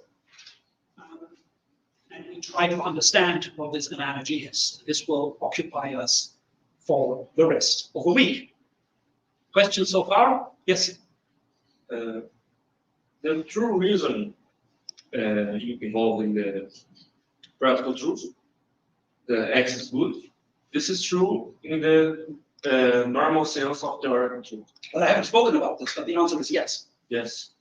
Even though that's a problem. because it's an evaluative statement. Well, X is good, how can that be true? Yeah, what I was thinking is that if it's true, then according to physics, then we know the cause. It's causal knowledge. No, No. not everything that is true is known. Oh. Well, that would be very hard. No. No. But the true, we have to know what the true is. Sorry? But we still have to know that X is true. We'll talk about it, but the answer is yes. Yes. But this is not theoretical knowledge, Okay. and something is different, Okay. and that's a very interesting thing. Yeah. All right. Well, thanks very much so far. Let's have a coffee or something. We'll see you in half an hour.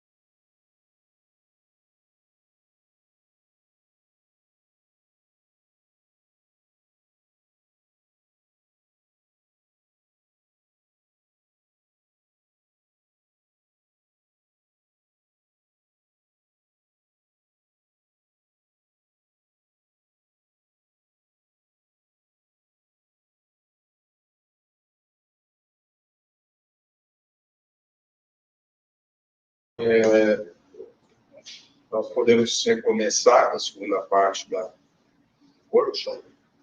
E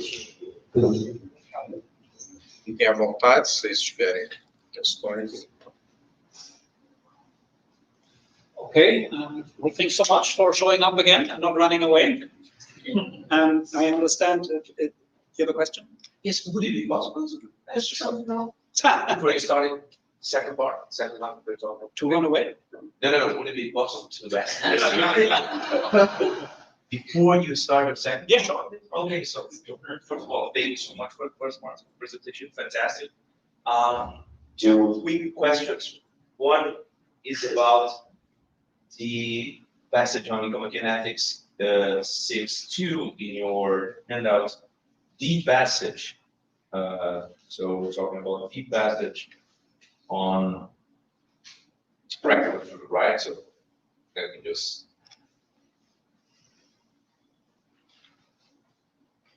Okay. Page 2, right? Mm-hmm. No, it's page 3. Page 3. Page Sorry, no, sorry.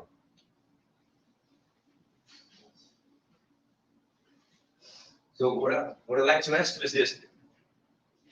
This formulation seems to be an analogy as you presented this. And although Aristotle himself does not use the term katalogia, the structure is typical an analogy, right? So yes. What A is to B, C is to D, right? One thing that I would like to ask is this. For Aristotle, the katalogia relation is typically one that is a proportion. And it would be typically one that would not necessarily involve, maybe does not involve something common apart from the relation itself, right? But the way you presented the topic, you were supposing that rationality would be what is common to these parts, these two groups for analogy, right? So how do you deal with this? Is it an analogy, or is it something similar to an analogy, or? Yeah, well, thank you.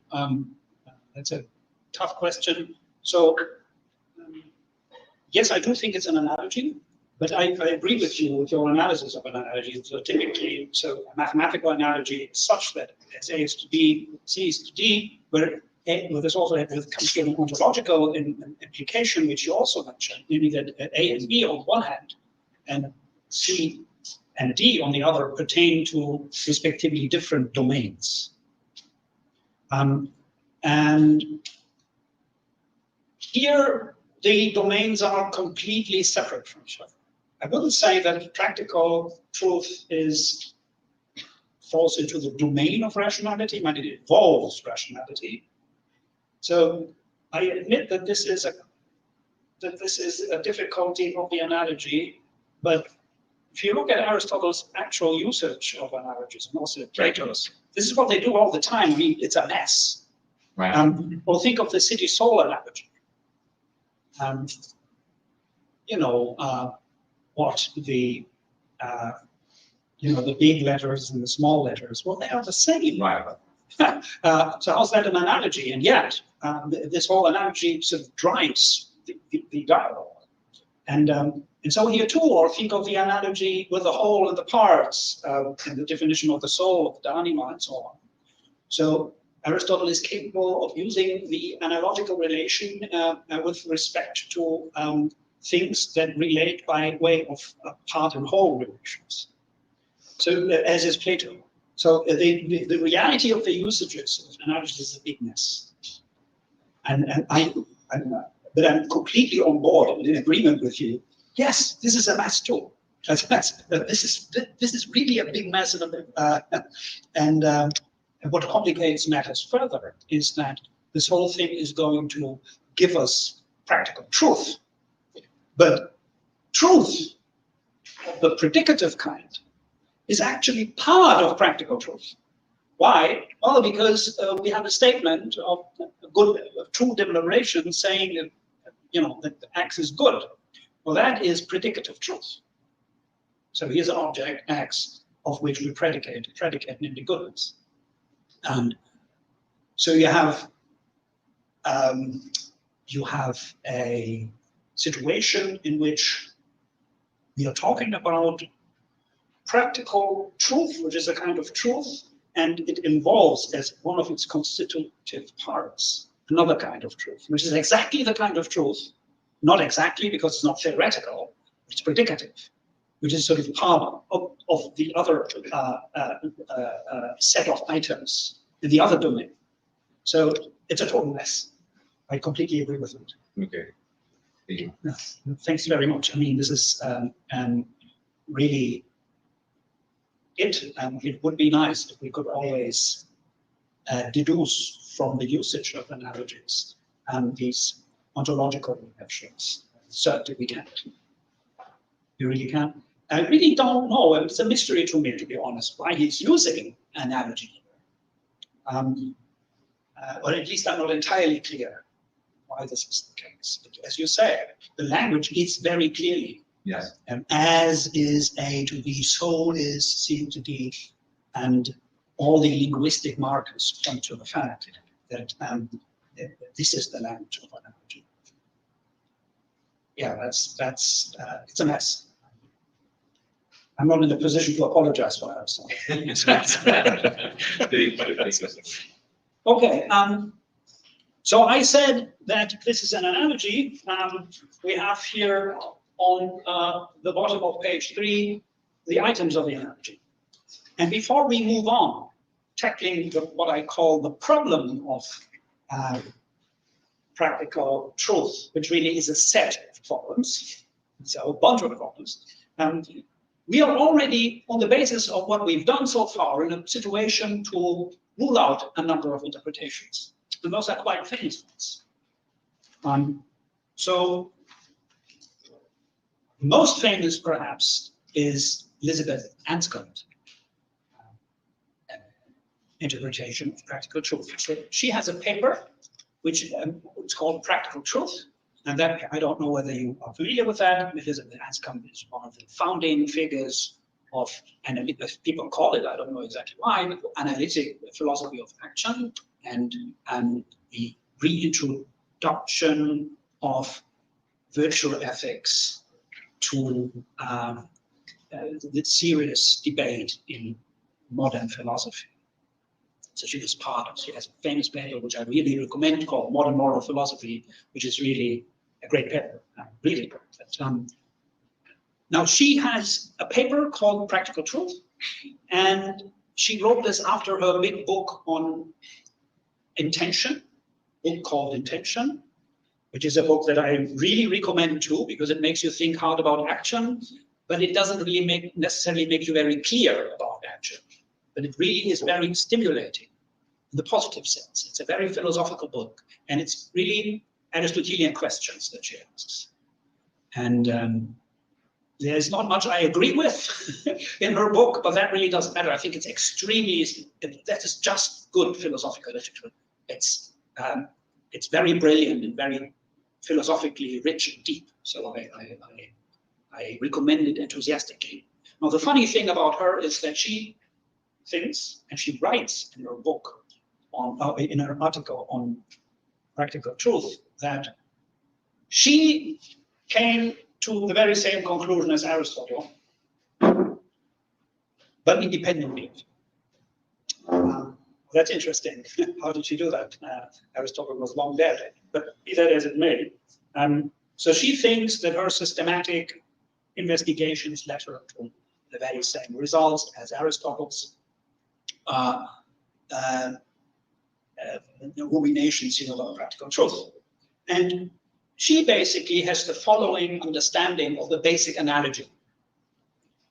She says that the description, so she says that practical truth is some kind of agreement, okay? Namely that the description of what one does is made true by one's doing it. So I give you a description of an action, like I'm going to hammer the nail into the wall. Okay, so hammering the nail into the wall, that is made true by me actually hammering the nail into the wall. And there's an Aristotelian sense in which this is right. Okay, why? Well, because you are bringing about, of course, the theoretical, the predicative correspondence relation by acting. Right? So the direction of fit is different. It's not, oh, the world is such, blah, blah. Oh, no. Here is a description, S is P, and me, by acting, I make it the case that S is P. Okay? So that's nice. But it's not what Aristotle is saying. So the word description doesn't occur, nor does definition occur. There is no description of any action here. Now, in the Aristotelian text. Now, Aristotle also does not rule out that a piece of deliberation may or may not involve a description of what one does. But it's not how he thinks about practical reasoning. This is essentially a kind of thinking devoted towards scribing actions. No, says what? This is a first person thinking about how to implement one's goals. So this is just not correct. It's just a misunderstanding of what the relation is. And so we can discard that interpretive approach. Now, having said that, I'm not saying that what Aristotle has to say about practical truth is incompatible with something like that. So this could be something that one could perhaps say on Aristotelian grounds. And this would be something that people think about truth call the ontological conception of truth, perhaps. So what's related to it. So if you have the description of a good action, what it is to be an action, the essence of acting or something, then you do this, then you are a true agent or something like that, by being someone who fulfills that paradigm or that norm as it is defined by the description or definition. So there's a proximity to these ontological conceptions of truth in the way in which Anscombe conceives of it. But my point is only Aristotle doesn't say so. It's just not there in the texts. So if we want to understand what Aristotle has in mind in thinking about practical truth, we should not rely on Anscombe's interpretation. But having said that, I strongly recommend reading the book. Just don't think of it as something that adequately captures what Aristotle is saying. And also our article is not so good as a book, but worth reading. Now, here comes a second interpreter whose interpretation I think we can rule out, and that is a very special case, because this is Christiane Olfert, who is a young scholar in the United States, and she has a whole monograph dedicated to practical truth in Aristotle. And her interpretation is extremely ambitious. And what she says is, I think, also quite incompatible with the analogy as I have interpreted it here on the basis of the text. So she argues that the core notion of practical truth in Aristotle consists in an agreement of what is good, simplicity, good without qualification on one hand. Now, good without qualification, but for a certain person. So it's for me to do this or that. For me, this is good. And not just good for any determinate kind of given contingent goal or something, or hypothetically. No. What is good for me, in fact? That's one side of the analogy. And the other is the truth of my or the person's practical reasoning to the effect that this is actually good for me. Okay? So this is an agreement of what is good simpliciter for a particular person in her particular situation, with that person's practical reasoning about what is good simplicity for her in that particular situation.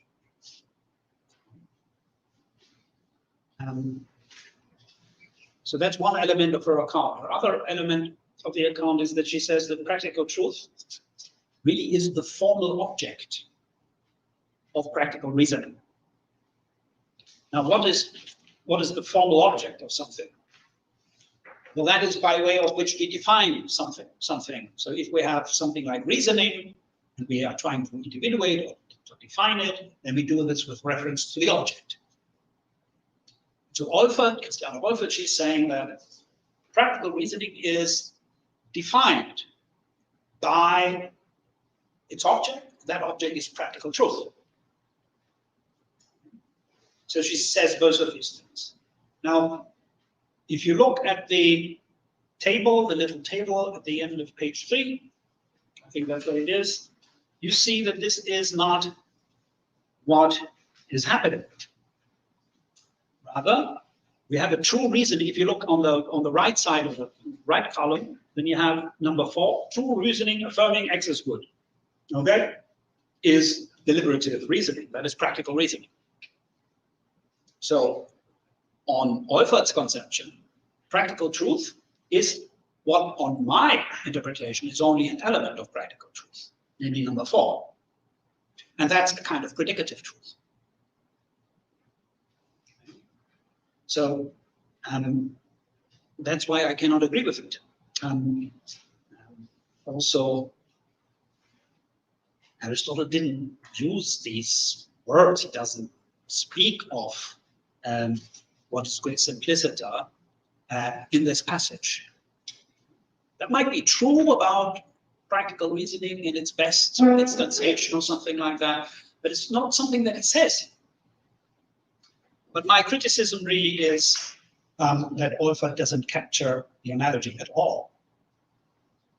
It's a misunderstanding. She's focusing on one element of it. And if you have a given piece of practical reasoning to the effect that this is good for me, simplicity here and now, then you are only stating an element of what Aristotle calls practical truth.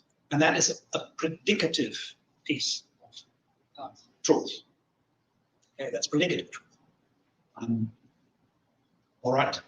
Now, to say that practical rationality has practical truth as its formal object is, I think, something that one should not do. The reason is that when you look at the philosopher, Aristotle, also Plato, the whole tradition of the individuation of capacities, okay? You have a whole methodological framework of how to identify them. We do it by way of their objects, okay? And there's a one-to-one correspondence between the objects and the correlated capacity. They pertain to the category of correlatives. They are posti, or as Plato says, to einai tu, so they are of something. So rationality and also practical rationality is something that pertains to that category. It is of something. So all the things that pertain to that class, ontological class of things, is individuated and defined with relation to what they are of. In that case, what they are about. All right, now, to say that rationality is about the truth is something that Aristotle himself says too, but he doesn't define rationality by truth. He says truth is the work, the ergon, the function of rationality. If you do that, you get into trouble, because if you want to individuate the capacity of rationality, and you say, oh, that is actually something that I identify with reference to truth, then you are building actually the exercise of that capacity into the definition. Because truth is the success, the achievement, the work that you bring about by exercising your rationality, by getting whatever it is that you are related to right. Okay. Now, if you define something in such a way that you imply the exercise of that what you want to define, then you are offering a circular definition. It's a disaster what authors do. Cut that out of the recordings. Don't do that. Don't try this at home. It doesn't work.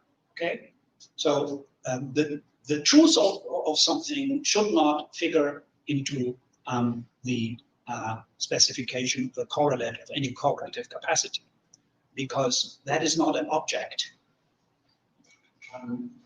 a correlative object. That is the result, an achievement, and so on, of the successful exercise of that capacity.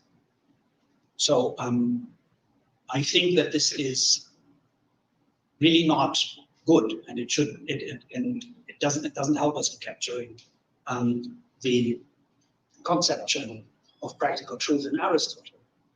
But also even goes farther than this. She says that it would be, I forgot exactly how she puts it, but she says that it is somehow illicit or bad if we operate in our interpretation of the concept of practical truth on some unclear and perhaps even unusual and non-standard concept of truth, which would be a non-predicative kind of truth, because that is wishy-washy. It just doesn't get us anything that we can actually work with. But I think this really gets it the wrong way around.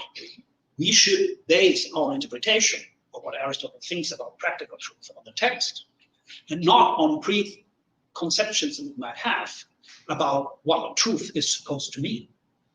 Aristotle can be very flexible in the application of his core notions of philosophy. And he uses the concept of form and matter in all sorts of ways. He uses the syllogism in all sorts of ways, in analogies and so on. So it's just not the case that he always sticks to a core notion. He's very much prepared to go beyond the central applications of a philosophical concept. And it seems that this is what he's doing here. Practical truth just is not predicative truth. Indeed, it is compared to predicative truth. And that very comparison, being an analogy, implies that it is not the same thing. So I really don't understand what Olfert is doing. And I think it's wrong.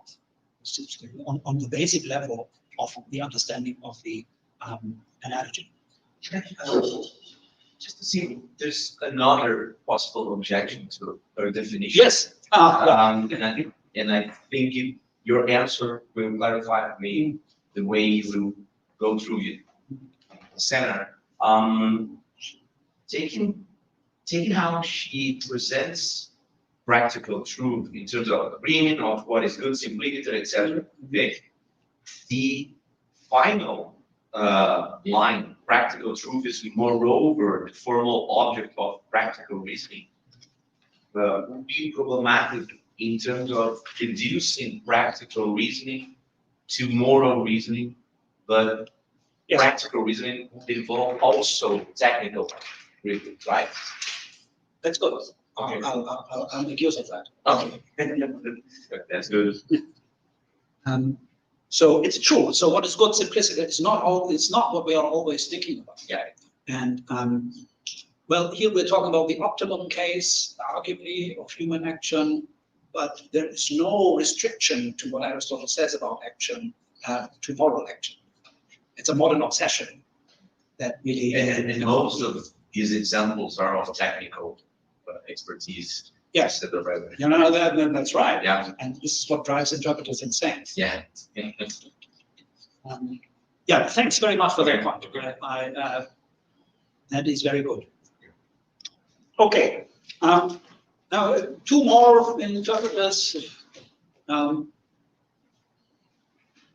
of the two is Kaluk, and he also has the idea that practical truth is some kind of predicative truth.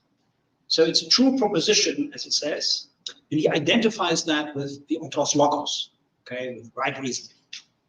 And Aristotle famously identifies phronesis, it's a practical wisdom, with the possession of the autos logos, right reason, in chapter 13 of the 6th book of the Ethics. So, yeah, okay, that might be right, and I will not say that this is not right, that the practical truth implies knowledge or contains as an element knowledge of or the true proposition about what is to be done here and now, and that this is identical with right reason. The point is whether that catches this conception of practical truth. It seems to me that it does not. Why? Well, for the very same reasons as we saw them in the case of Christian Wolfert. This is just an element of practical truth. The analogy points to something very different, namely something that contains predicative truth only as one of its ingredients, the other is desire. Now, Pakaluk has a story to tell about motivational states that somehow track right reason, if you're a virtuous agent, and so on and so forth. All of that is fine, but really is not what the passage here says. So what by the way, I think it's a good, interesting article, but I don't think that it captures at all the analogy that we are using here. All right, and then there is Gabriel Richardson Lear. So basically, on her conception, practical truth is the agreement, not of the description of an action, but of the agent of virtuous action with the human good. So I quote, the virtuous agent knows the truth by choosing and acting. It's hard to understand. I don't quite understand it, I think, but the virtuous agent knows the truth by choosing and acting. In realizing the human good in his actions, he corresponds to the object of knowledge in the appropriate way. Choice is the appropriate way to grasp practical truth. So,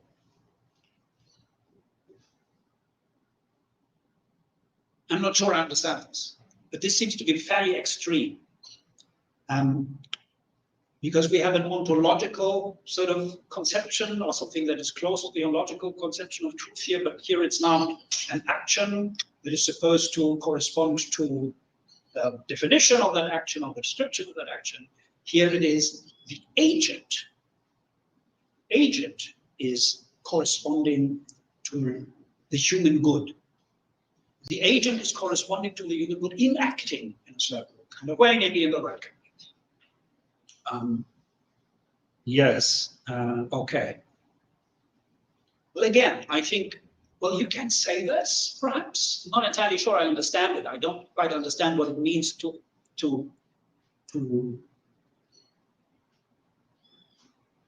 understand something by choosing.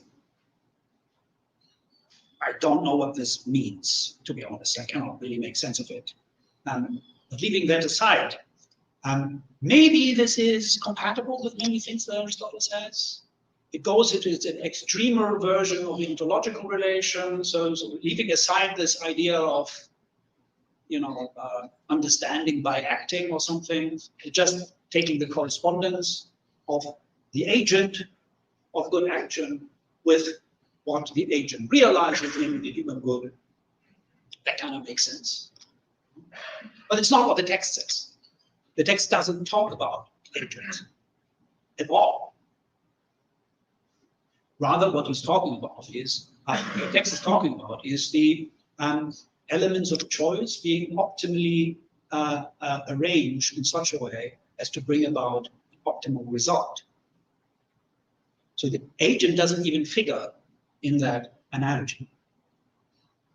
And yeah, so again, I think this might be something that we can perhaps to some extent apply to Aristotle.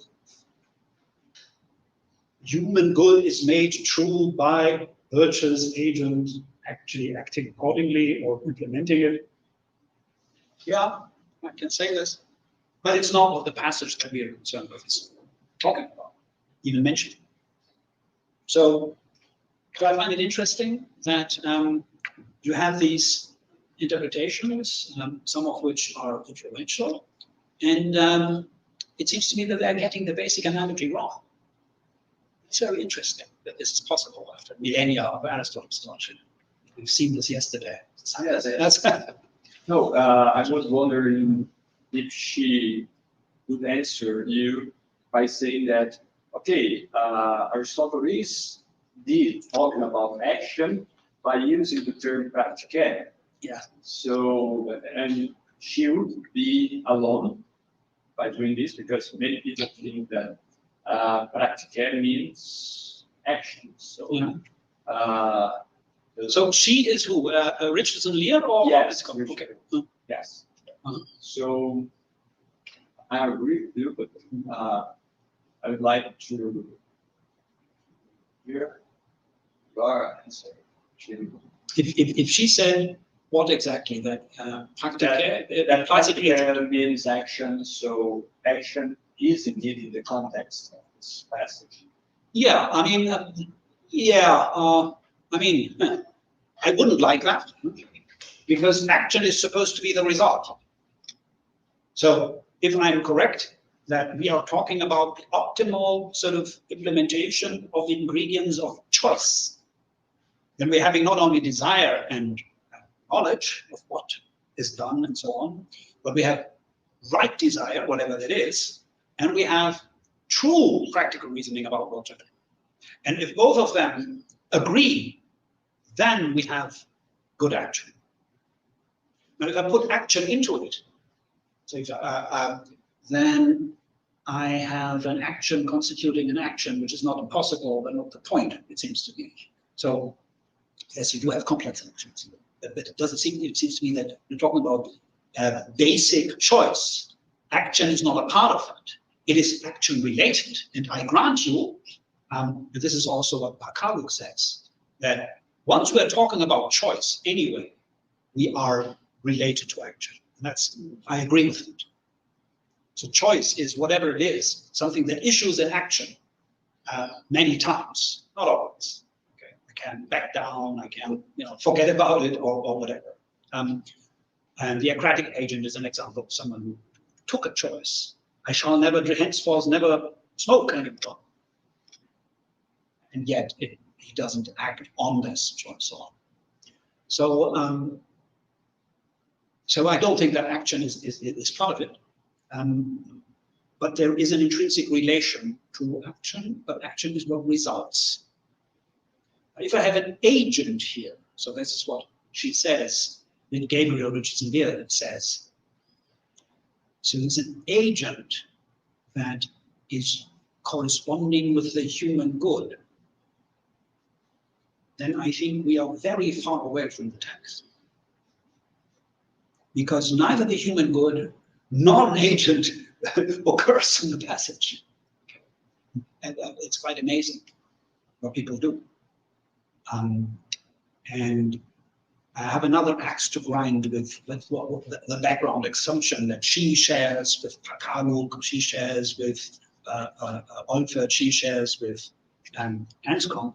And this is that they think that we have to engage in deliberation if it's moral action, okay, with reference to eudaimonia. And I don't think that that's the case. Okay. And that is very controversial. You can lynch me after the talk for that, but I think this is what drives people. So this is a deeply ingrained view in the literature that everything that we do acquires its value only as a realization of virtue, in particular of happiness in a particular circumstances, and that's not the perspective that I have for what Aristotle thinks about machine. And he doesn't mention. I mean, he just says right practical deliberation, right practical reasoning, and good true practical reasoning and right as well.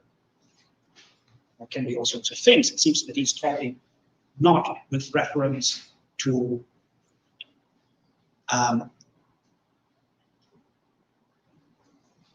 the goal of all of my actions, but he's talking with reference to episode theology, as he's done in the definition of choice. So if you talk about these overarching goals of human action, then you are taking a perspective that is transtemporal. And that doesn't seem to be the case here, I think. And we have to read a lot into it, quite a bit into that text in order to find it here. We really have to put it into it in order to find it, because it's not there. Yeah, but I think there's another theme in the background for these people. That is how they read the adjective prática. So if the passage is read as Aristotle proposing the theoretical domain and the practical domain, and they understand prática being something that has to do with action and not some kind of how you interpret it. And I think it's correct that Aristotle is speaking in this analogy the attitude in relation to desire. So as they take prática being this huge domain of human action, they are misled in this view. That's why that's something that might be present in the background for their interpretations. Yes, maybe. So maybe they have an elevated conception of practicos or something, where it is not poetic or something very fancy and something that has to do with eudaimonia. But this is all not in the text. And it drives me up the wall that people just take it for granted. And even if you confront them with this, they often fail to even admit. So this is really a question of how fundamentally we approach these texts. And honestly, I think, connecting to what I said in the beginning of today's session, I think that people have very strong views about morality. And they come with these views and approach Aristotle with these views. And I'm not sure whether this is always justified. But of course, we cannot rule out that there is some deeper, I'm not saying that this is completely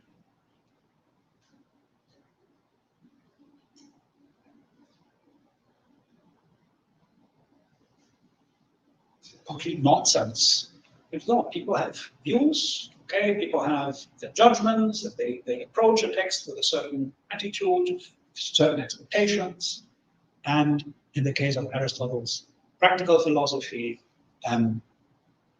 people have the idea that this must be a respectable moral philosophy. Respectable moral philosophy is one that gives us a moral principle. And some people then think that eudaimonia is such a moral principle. And you see, I'm not sure it is. And as I said, I don't think that this is the project that Aristotle pursues. And then other things follow from that. There's a deep interpretive question, and I'm not saying that these people are crazy or make up stuff or something. I'm just saying another interpretation is possible, and that might be interesting, philosophically rewarding. All right, so basically there are two fields, okay, which you can take, or which, I only gave you 4 interpretations, there are more, but they all, I think, all the interpretations that I registered, with some exceptions that I'm not going to talk about, because they would lead us astray.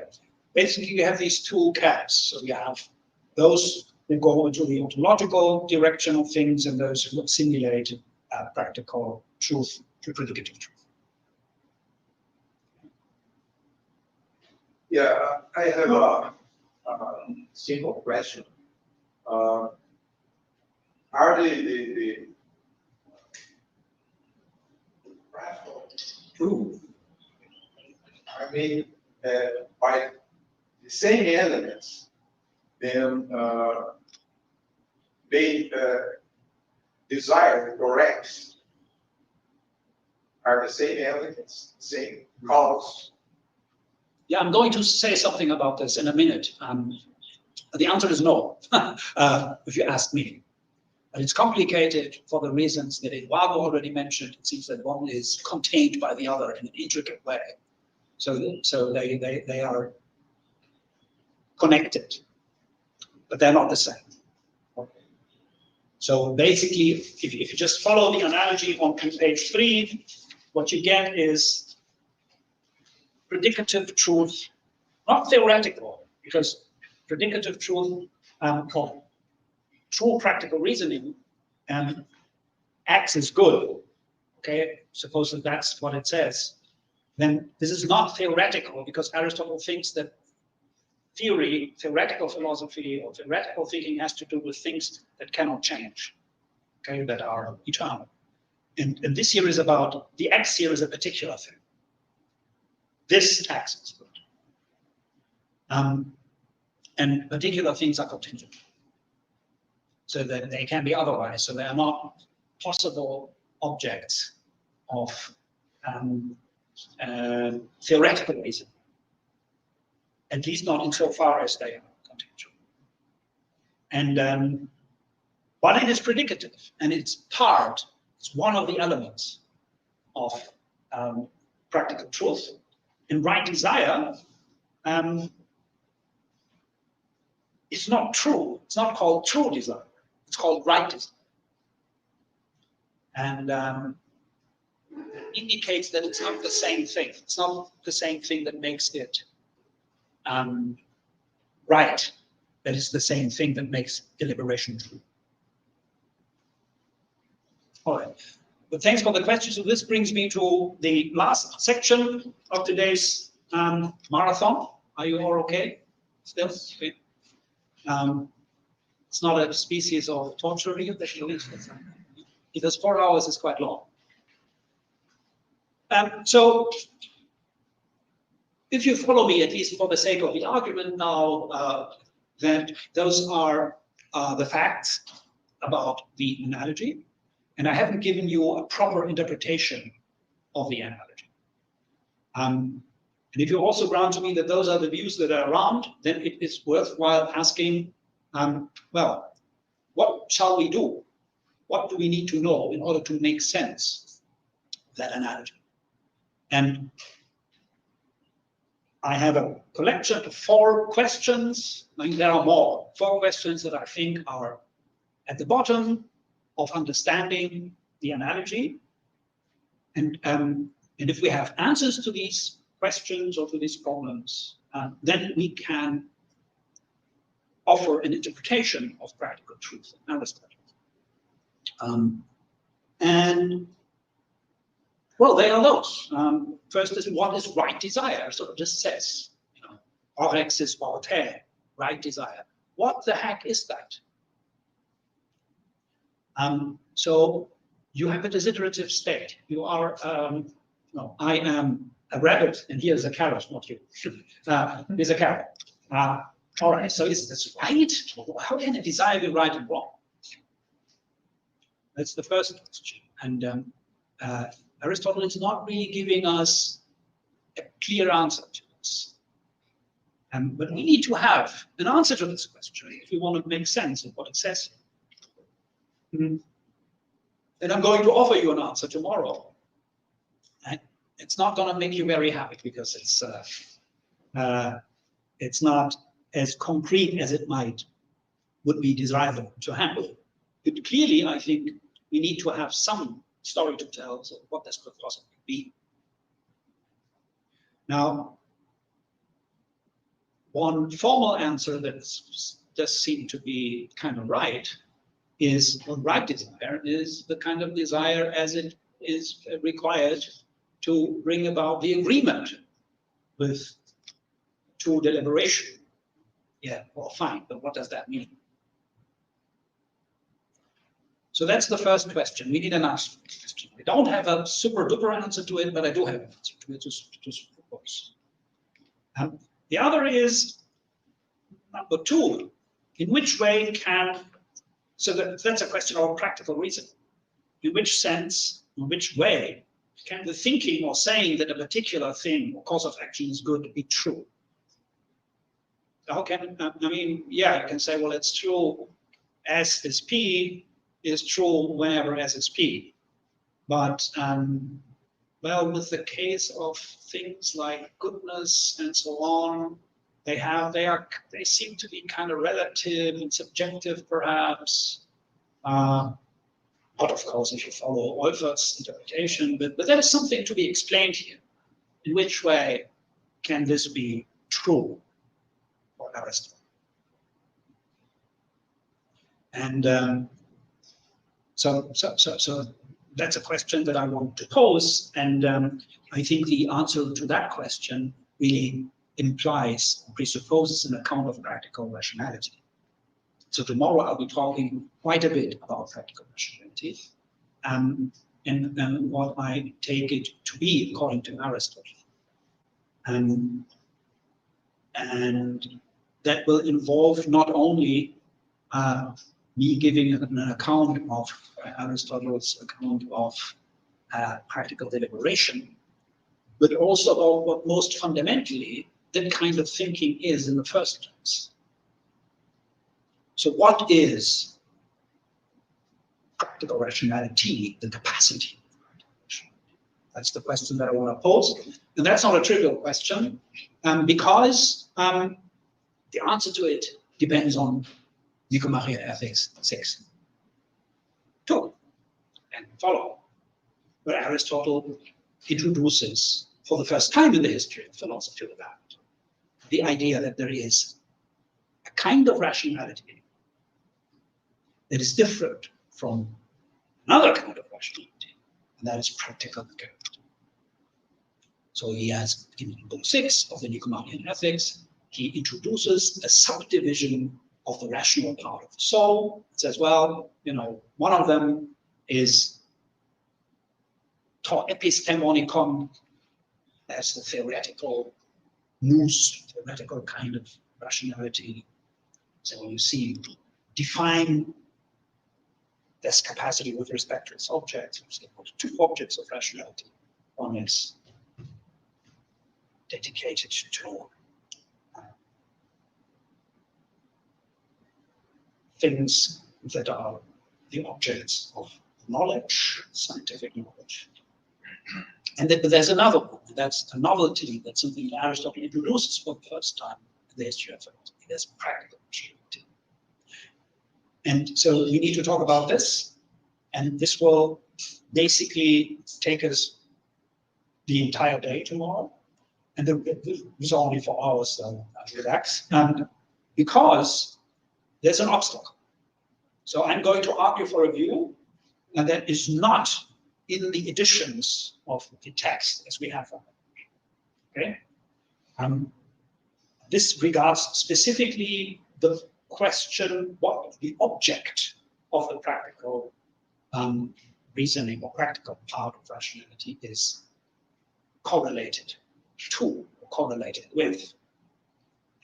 And I'm going to argue that there's a huge difference. We have 2 views. One is the view that is printed in all the editions. There's another view that is printed only in 1 edition, and that we have only 1 manuscript, but which happens to be the oldest manuscript. But the passage in the manuscript is corrupt. And so it's complicated. I'm going to explain this to you. But it's also a little bit Indiana Jones because we're talking about manuscripts here. And then I'm going to argue for what this manuscript KP says, which is a manuscript, very early manuscript, 10th century, and it's a Florentine manuscript. And that's the oldest manuscript that we have of the Nicomachean Ethics.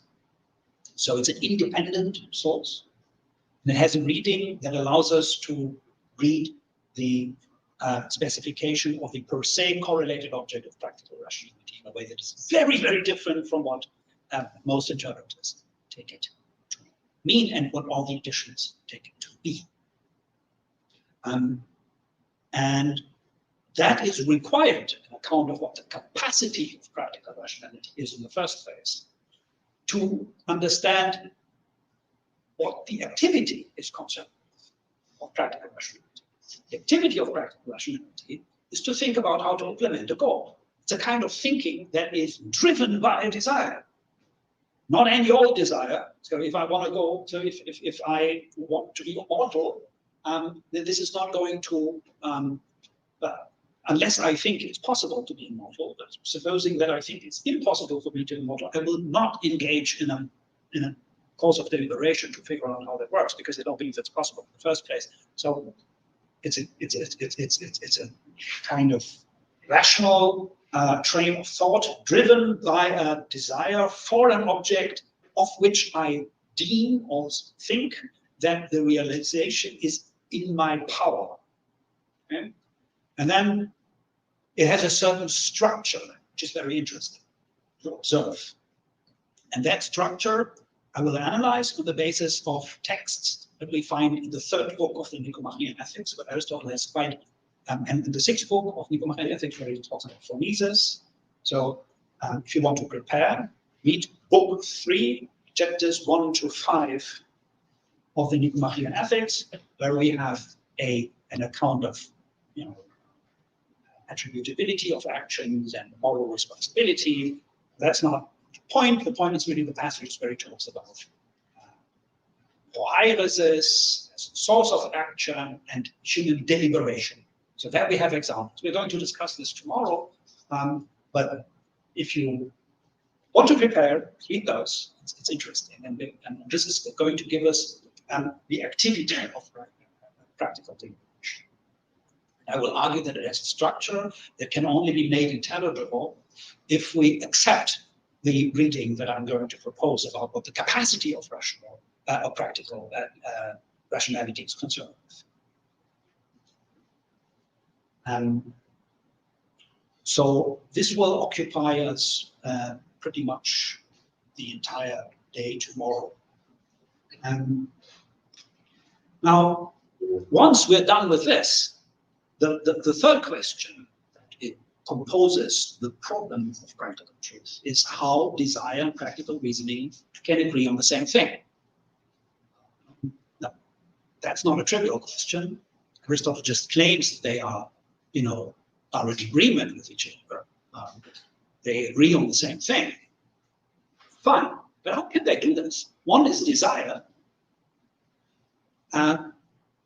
Okay, that implies some sort of cognition. I desire an object only if I have some perceptual contact with that object or some imagination of that object. So there is some cognitive element involved. But that seems to be different from the content of my thinking. And what makes it that these can agree in the first place? Now that's a real question. It is not a trivial question. And we need an answer to this, because this is pretty much the core of the analogy. If we cannot make sense of the idea that they agree on the same thing, as I said at the bottom of page 3, pursuing X and true reasoning affirming X is good, then they need to agree on X. What can that be? How does that work? And I will offer an answer to that. That is. First, I introduce this as an hypothesis, and then later on, I'm going to seek to confirm that hypothesis with reference to what Aristotle says about goals, the functioning of goals, how goals work in nature. So there's a structure there, which I think we also find here, that, if I'm correct, will confirm my hypothesis about how right desire and practical reasoning can agree in the first place.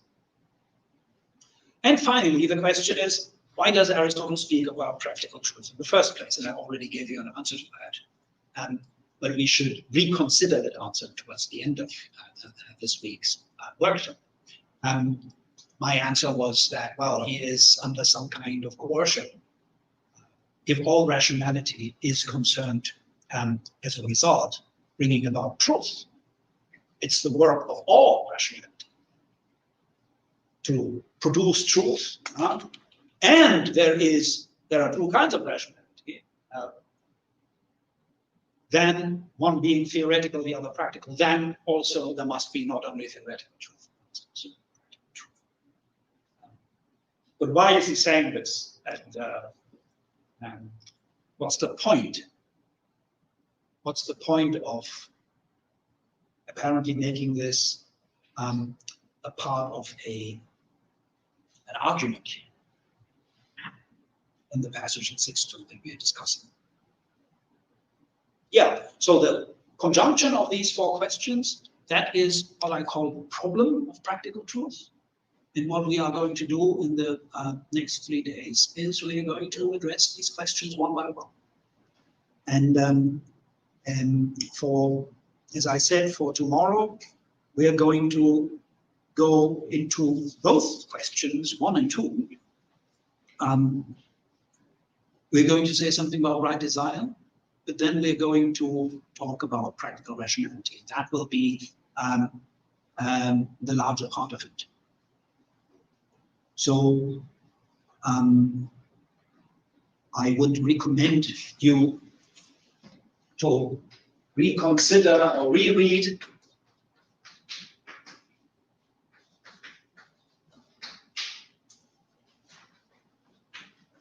book 3, but especially, of course, our chapters. You can read all of it, especially the chapters on where Aristotle talks about the distinction between practical and theoretical rationality. But these are not very many pages. You can read that if you want to prepare, because we will only consider a selection of passages, and it's good to have context. All right, we have questions.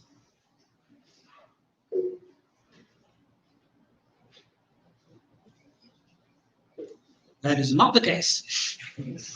And I don't have a question myself. So if it's okay with you, we can call it a day. Thank you so much for your patience, and I'm looking forward to seeing as many of you as possible tomorrow.